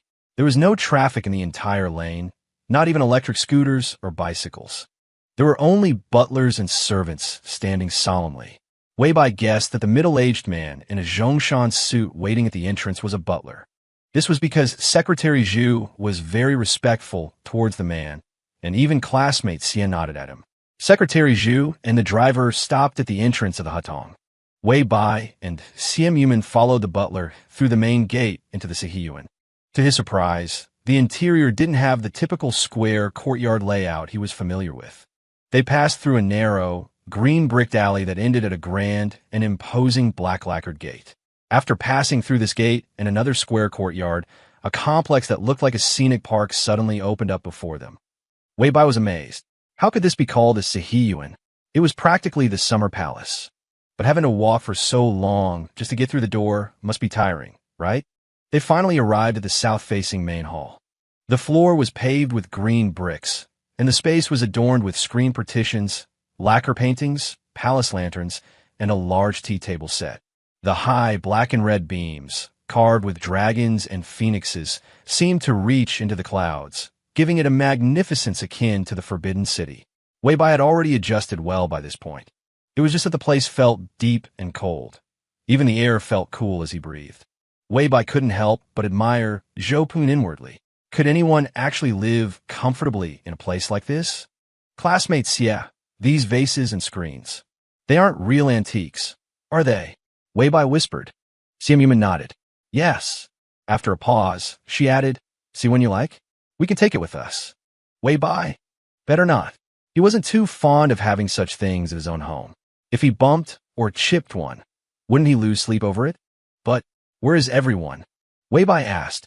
Simp, we haven't reached the dining hall yet. Just then, they heard a voice from behind them. My dear, why are you standing here? Hearing the voice, Wei Bai turned around and greeted Xie Jiayu with a smile. Xie Jiayu himself couldn't quite describe the feeling in his heart. Subjectively speaking, he felt quite unhappy. Objectively speaking, this son-in-law Wei Bai was indeed quite good. Sigh. For his dear daughter, his opinion didn't seem to matter much anyway, did it? Besides, no matter what, once they entered the old residence, they were family. In front of the butler, he had to make a good showing for Wei Bai. Xie Jiayu smiled and started chatting with Wei Bai, appearing like they were old friends despite the age gap. Wei Bai was surprised, but more than willing to play along. Dad, Xie Jiayu is so ruthless. How could he do that to his own nephew? Xiaobao is my only son, your only grandson, and Xie Jiayu just ruined him. Xie Jiada roared in anguish before the 8 immortals table. His son could no longer carry on the family line and would never even experience the joys of being a man. Thinking of the doctor's sympathetic gaze and his son's despondent state, Xie Jiada wanted nothing more than to kill Xie Jiayu. What do you want to do? Old Master Xie sat steadily in the main seat, his voice calm yet commanding. I want him dead. Xie Jiada's expression was frantic, his voice cracking. Old Master Xie rested his right hand on his dragon head cane and raised his eyes. How should he die? I. After stammering for a moment, Xie Jiada's fervor instantly deflated. Idiot. Old Master Xie lowered his eyes. Useless. How could he have fathered such a useless son? On the other hand, Xie Jiayu, whom he had also considered useless, was ruthless and tough, just like him. Since one is ruined, just have another, Old Master Xie said faintly. That's about all you're good for. 2 streams of tears flowed from Xie Jiada's eyes. Ximing, Dad is useless. Dad has failed you. It was at this moment that Xie Jiayu, Wei Bai, and Simp arrived at the dining hall. Oh, Xie Jiayu glanced at Xie Jiada. Why are you crying? Are you moved that your niece is getting engaged? Hate. Such immense hate. Xie Jiada looked at Xie Jiayu, and all he could think of was his ruined son and his wife, who was hospitalized from a fit of anger. Xie Jiayu, don't be so smug. Xie Jiayu, what do I have to be smug about? Oh, you mean my son-in-law. This is the fine young man Yuman found for me through her own choice and love. And as you know, I, your older brother, am a big supporter of finding love freely. Bye-bye, sit here. Xie Jiayu introduced Wei Bai. This is your grandfather, this is your grandmother, and this is your second uncle. With a well-behaved expression, Wei Bai greeted them and sat down next to classmate Xie. The atmosphere at the 8 immortals table was strange. Wei Bai remained perfectly quiet, not saying a word. They drank their tea in silence for several minutes. Yu Wei arrived and took the empty seat between Xie Jiayu and Simp. A line of servants began to serve the dishes. The food was surprisingly delicious, and most of the dishes were ones Wei Bai had never seen before. The meal was exceptionally quiet. Apart from the clinking of serving utensils and some faint chewing, there was no sound at all. It was as if all personality had been swallowed by this ancient mansion. No one spoke, so Wei Bai focused on eating. Classmate Xie kept putting food on his plate, and every piece was especially delicious. So tasty. As for the resentful glares from across the table, Wei Bai simply ignored them. A wealthy family, brothers fighting, he got it. But why was that second uncle across from him alone? Were his wife and child? Didn't classmate Xie also have a female and a male cousin? Wei Bai found it a bit strange, but he wouldn't ask any questions. He just focused on his food. What is this soup? It's so good. I'll have another bowl. He saw Old Master Xie put down his chopsticks. Everyone else followed suit. Wei Bai went with the flow and did the same. The family banquet ended just like that, without a sound. After the meal, Xie Jiayu and Yu Wei were called away by Old Master Xie. Wei Bai and Simp crossed a courtyard, went out a gate, walked through an alley, crossed another courtyard, and went out another gate before they finally left the old mansion. Wei Bai let out a heavy sigh of relief. That was not an easy meal to get through. There was no outright hostility, but it was definitely not comfortable. No wonder classmate Xie didn't like coming to the old mansion, and Xie Jiayu also live far from home. How was that a meal? It was clearly an execution.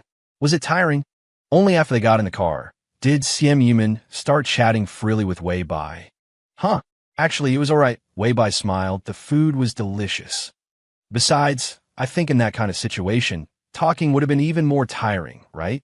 Siem Yumin gently rested her head on his shoulder. In the past, she would always feel exhausted and oppressed when she came to the old mansion.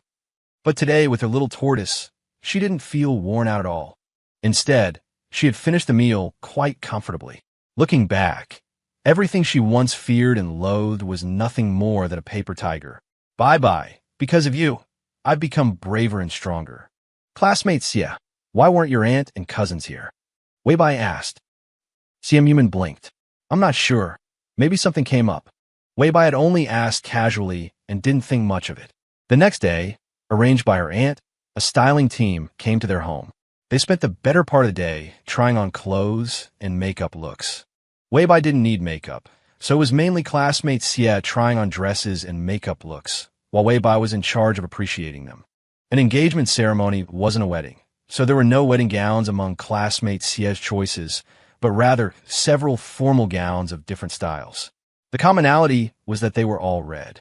Every dress classmate Xie came out and was so beautiful it made Wei Bai forget to breathe. So beautiful. It was a beauty as if seen through a soft focus filter. Does this one look good? Yuli asked. Wei Bai nodded. It doesn't look so good. Yuli, what about this one? Is it a bit too fussy with this set of jewelry? Wei Bai, it looks great. Yuli, the Cheongsam seems nice too, but it might not be grand enough. Wei Bai, it looks so good. Yuli, you say every single one looks good. Wei Bai, huh? But they really do look good. In the end, Yuli made the final decision, choosing a heavily embroidered, voluminous bridal-style gown for the main ceremony, like a rose blooming amidst thorns, dangerous and enchanting. Correspondingly, Wei Bai's suit was black with design elements of a rose. Seeing the perfect couple standing together in their formal attire, Yuli was incredibly satisfied. Next, Yuli selected the outfits for the after-party, a white Cheongsam with fresh green pearl embroidery and a white suit. After choosing the outfits, Yuli had a meal with her daughter and son-in-law, gave them some instructions for the engagement ceremony, and then left. It was just Wei Bai and Siem Yumin at home again. Classmate Xie, we're getting engaged tomorrow, Wei Bai remarked with a sigh. Siem Yumin, engaged tomorrow? Yeah, we're getting engaged tomorrow. Classmate Xie, are you nervous? Wei Bai asked.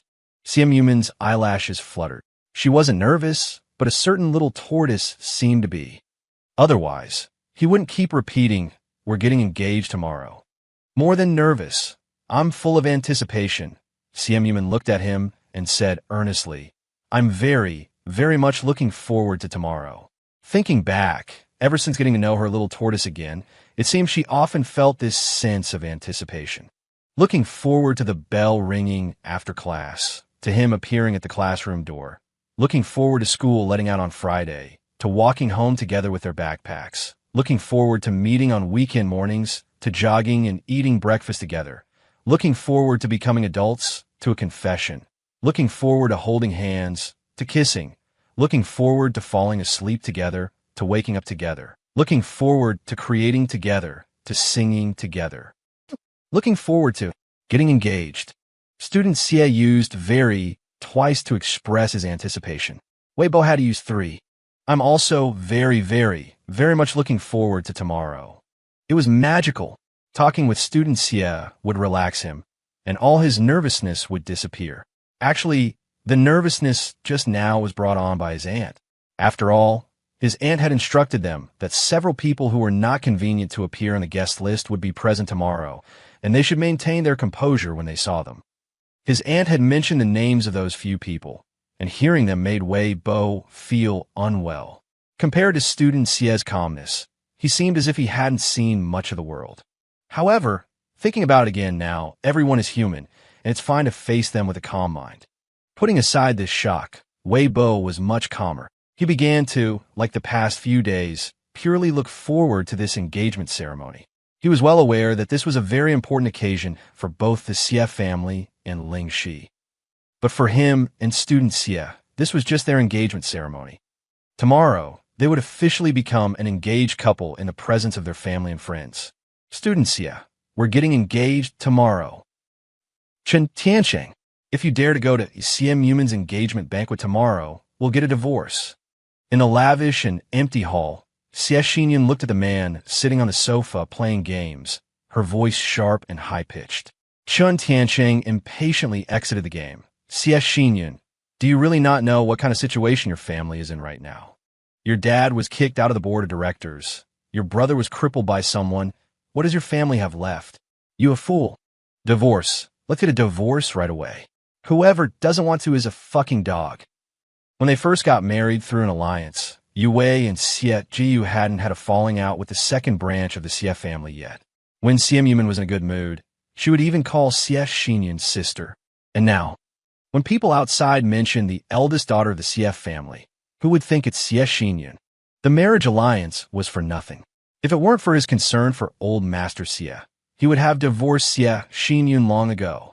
Chen Tiansheng, you're heartless. Xie Xinyan grabbed a cushion and threw it at Chen Tiansheng. Chen Tiansheng raised his arm to block the cushion and said angrily, Xie Xinyan, I've given you enough face, haven't I? Divorce. The day after tomorrow. Fine. Chen Tiansheng, you said it. Don't regret it. A twisted malice appeared on Xie Xinyan's face. My family is not doing well, but how much better can your family be? You're a good-for-nothing who only knows how to play games all day. If you had even a little bit of ability, you wouldn't have been forced out of the company by your brother. You don't know shit, Chen Tiansheng shouted. I left on my own initiative. I'm starting my own business now. Starting a business? Xie Xinyan sneered. Isn't it because you treat CM Yuman as a goddess, but it's a pity that the goddess's boyfriend has an ordinary family background? Now you're jealous seeing that he has succeeded in his business. You're the one who's jealous of CM Yuman. Don't drag me into it. Chen Tiansheng's eyes were full of disgust. Didn't you think you married better than your sister? And now, you don't even have the face to go to her engagement ceremony. This sentence hit a sore spot for Xie Xinyan. She's making such a big scene just to show off, isn't she? I won't give her this chance to step on me. Chen Tiansheng sneered twice and shouted, Wang Ma, iron that gold-threaded suit for me. Find the invitation. I'm going to attend the engagement ceremony of the eldest daughter of the Xie family tomorrow. Wang Ma hurried over. Second young master, you didn't receive an invitation. What? Chen Tiansheng was shocked. How could I not have received one? He was CM Yuman's only brother-in-law. How could he not have received an invitation? Xie Xinyan laughed, tucked a strand of hair behind her ear, and said proudly, The invitation from the Xie family will definitely be sent to me. If I don't go, you can't even dream of getting in. Seeing Xie Xinyan's confident look, Wang Ma braced herself and said, The family really hasn't received any invitation to the engagement ceremony recently. Impossible. Xie Xinyan's eyes widened, and then she muttered, Could it have been sent to my parents' home? Hey, Dad, CM Yuman is getting engaged tomorrow. Is my invitation with you? What? No invitation. Our whole family didn't get an invitation. October 3 RD. Capital City, in front of the main European-style building. The media entered in an orderly manner. The young reporter had just entered the industry and, with a little help from his family connections, had come to see the world. Uncle, is the property right of the main building really private? Facing such a magnificent and iconic building, the young reporter's eyes widened. How could that be fake? Old who reminded him to lower his voice, and then said, It said that Yue specially bought it for Wei Bo and the eldest daughter of the Xie family's engagement ceremony. The young reporter took a deep breath. Just for an engagement? Old who said in a low voice, Yes, just for an engagement. I told you when we were coming, a lot of important people are coming today. Some of them we can't photograph, and even if we did, we couldn't publish it. If you see them, just pretend you didn't. Don't make a big deal out of it, you hear? The young reporter nodded. I know. So many media outlets. The young reporter's head swayed from side to side. Let's stand here. This is a good spot. Old who pulled him back. Didn't you see the markers on the ground? You stand where they tell you to stand and shoot from there. Don't push to the front. If you offend someone today, your career is over. The young reporter nodded repeatedly in fear. 3 o'clock in the afternoon. The hosts appeared at the entrance of the red carpet. All the media reporters present recognized them. The middle-aged couple walking arm in arm with an air of transcendence were Xie Jiyu and Yu Wei. Today, the couple personally stood at the entrance of the red carpet to welcome their guests. The young reporter nervously looked at the guest list in his hand. In a moment, the first to arrive would be Wei Bo's family. After Wei Bo shot to fame, his family background also became well known. The young reporter knew that Wei Bo came from a small city. His father was a small business owner, and his mother was a music teacher who, with the help of Wei Bo's musical talent, debuted in middle age and became a diva-level singer. Such an ordinary family was now connected by marriage to the top wealthy family in Daxia, the Xies. What would they say when they met later? Would the scene be very awkward? A black commercial vehicle stopped in front of the European-style buildings. A driver in white gloves got out and opened the door. A large family got out of the car one after another. Wei Song helped Old Master Wei, getting out last. Xie Jiyu took a few steps forward to personally help Old Master Wei and patted Wei Song's shoulder. Wu Ruxin enthusiastically hugged Yu Wei. "You've gotten even more beautiful." Yu Wei returned the hug lightly as a welcome to her in-law. Wu Ruxin then introduced Wei Bo's uncle and aunt to the couple. In the media area, a group of reporters frantically clicked their shutters. The young reporter, holding his camera, was a little dazed. "What are you doing? Hurry up and shoot." Old Hu urged. Oh. The young reporter finally came to his senses and snapped a series of pictures. The awkward and distant scene he had imagined didn't happen at all.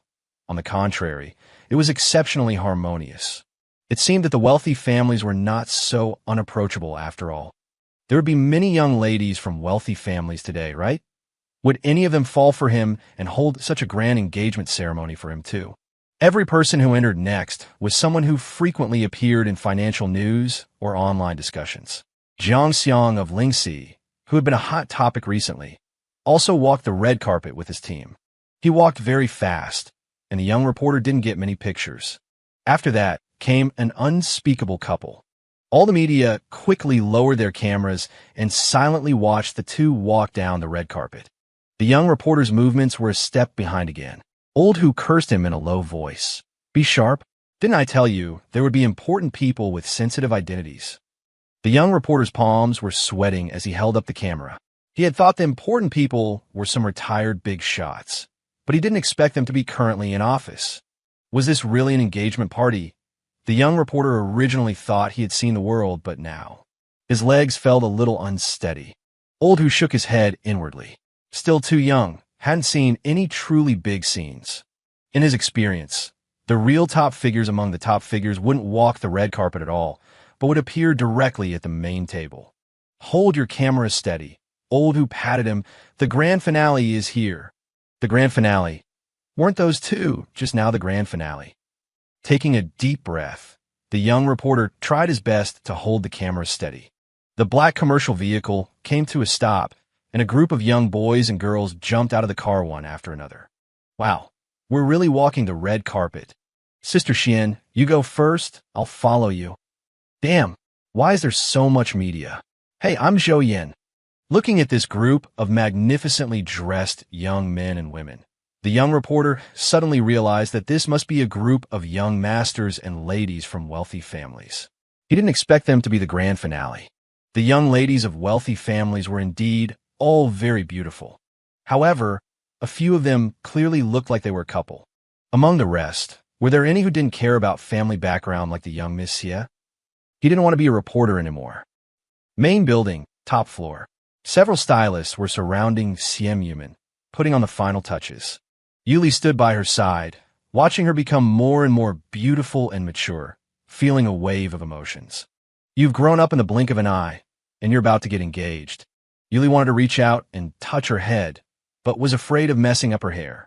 "Yes," Simp responded softly. "Auntie, don't worry, I will be happy." Yuli smiled. "That's true. Let alone getting engaged. Even if she got married and had children, she would still be her precious baby." The makeup and styling were finally complete. Simp lifted the hem of her red dress and stood up.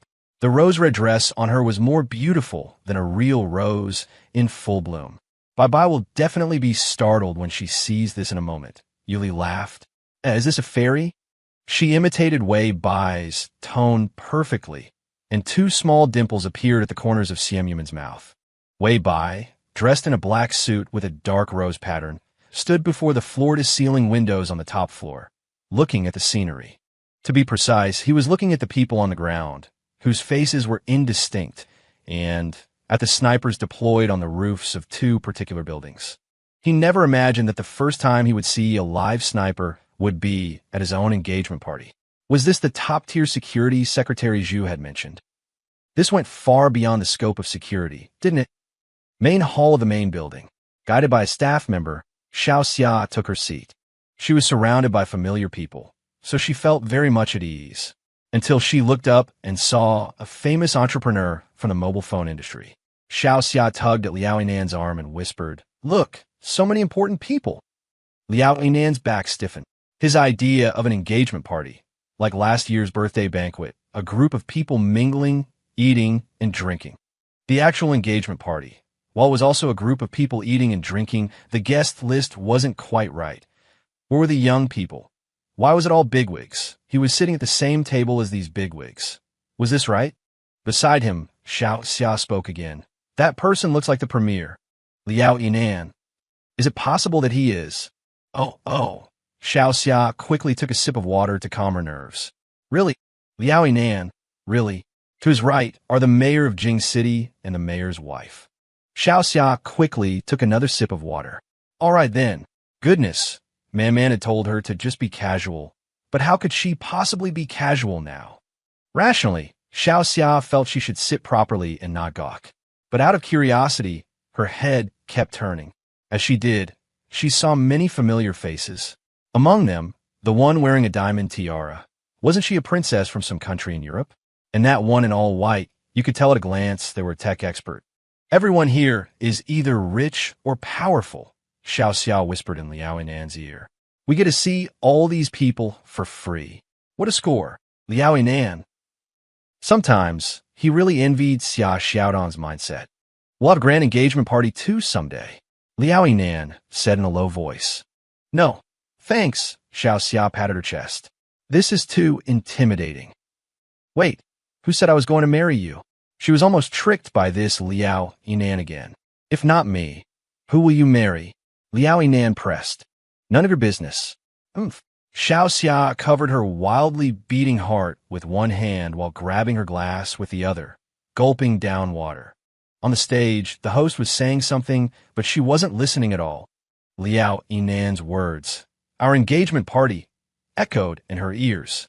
Her parents didn't even know she was dating. So, she would have to at least graduate from college before she could get engaged, right? What was she thinking? Why was she even thinking about getting engaged? She did not want to get engaged so early. Standing by the floor-to-ceiling window, Wei Bai saw that all the guests had entered the main building. He turned and sat on the sofa to rest.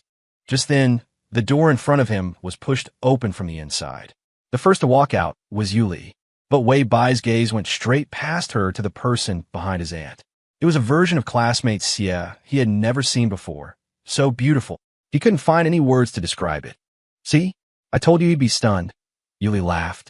He was stunned yesterday without full hair and makeup. Today he's even more so. Wei Bai came back to his senses and smiled openly. I can't help it. Classmate Xie is just too beautiful. Yuli gave him a playful, reproaching look. I'll go downstairs first. You two follow Secretary Zhu in a bit. Wei Bai nodded. Don't worry. Simuman took a step forward, linked her arm with his, and quietly stood on her tiptoes. Very handsome. Yeah. Wei Bai had originally thought the dark rose pattern was a bit too flamboyant, and the hairstyle the stylist had given him also made him a little uncomfortable. But if classmate Xie thought it was handsome, then it must truly be handsome. Wei Bai raised a hand and gently stroked classmate Xie's soft, long, curly hair. He smiled. Then we're a perfect match. Her small dimples caught the flowing light. A world-class orchestra was playing meditation from face. From a 13-meter-high dome hung an ancient crystal chandelier. After Yu Wei gave the welcome speech, the music changed key and the lights suddenly dimmed. Only 4 spotlights remained, falling on the rear of the hall. Xiao Xia, who had been focused on her pre-dinner dessert, immediately stopped eating and, like everyone else, looked toward the end of the long table. A Midsummer Night's Dream began to play. A transparent platform slowly rose. In the spotlight, Xiao Xia saw her two good friends. Wei Bai was in a black tuxedo with peaked lapels, which seemed to have some kind of dark red pattern on it. Xiam Yuman, for her part, wore a passionate red wedding gown, its skirt like a blooming flower. Ah,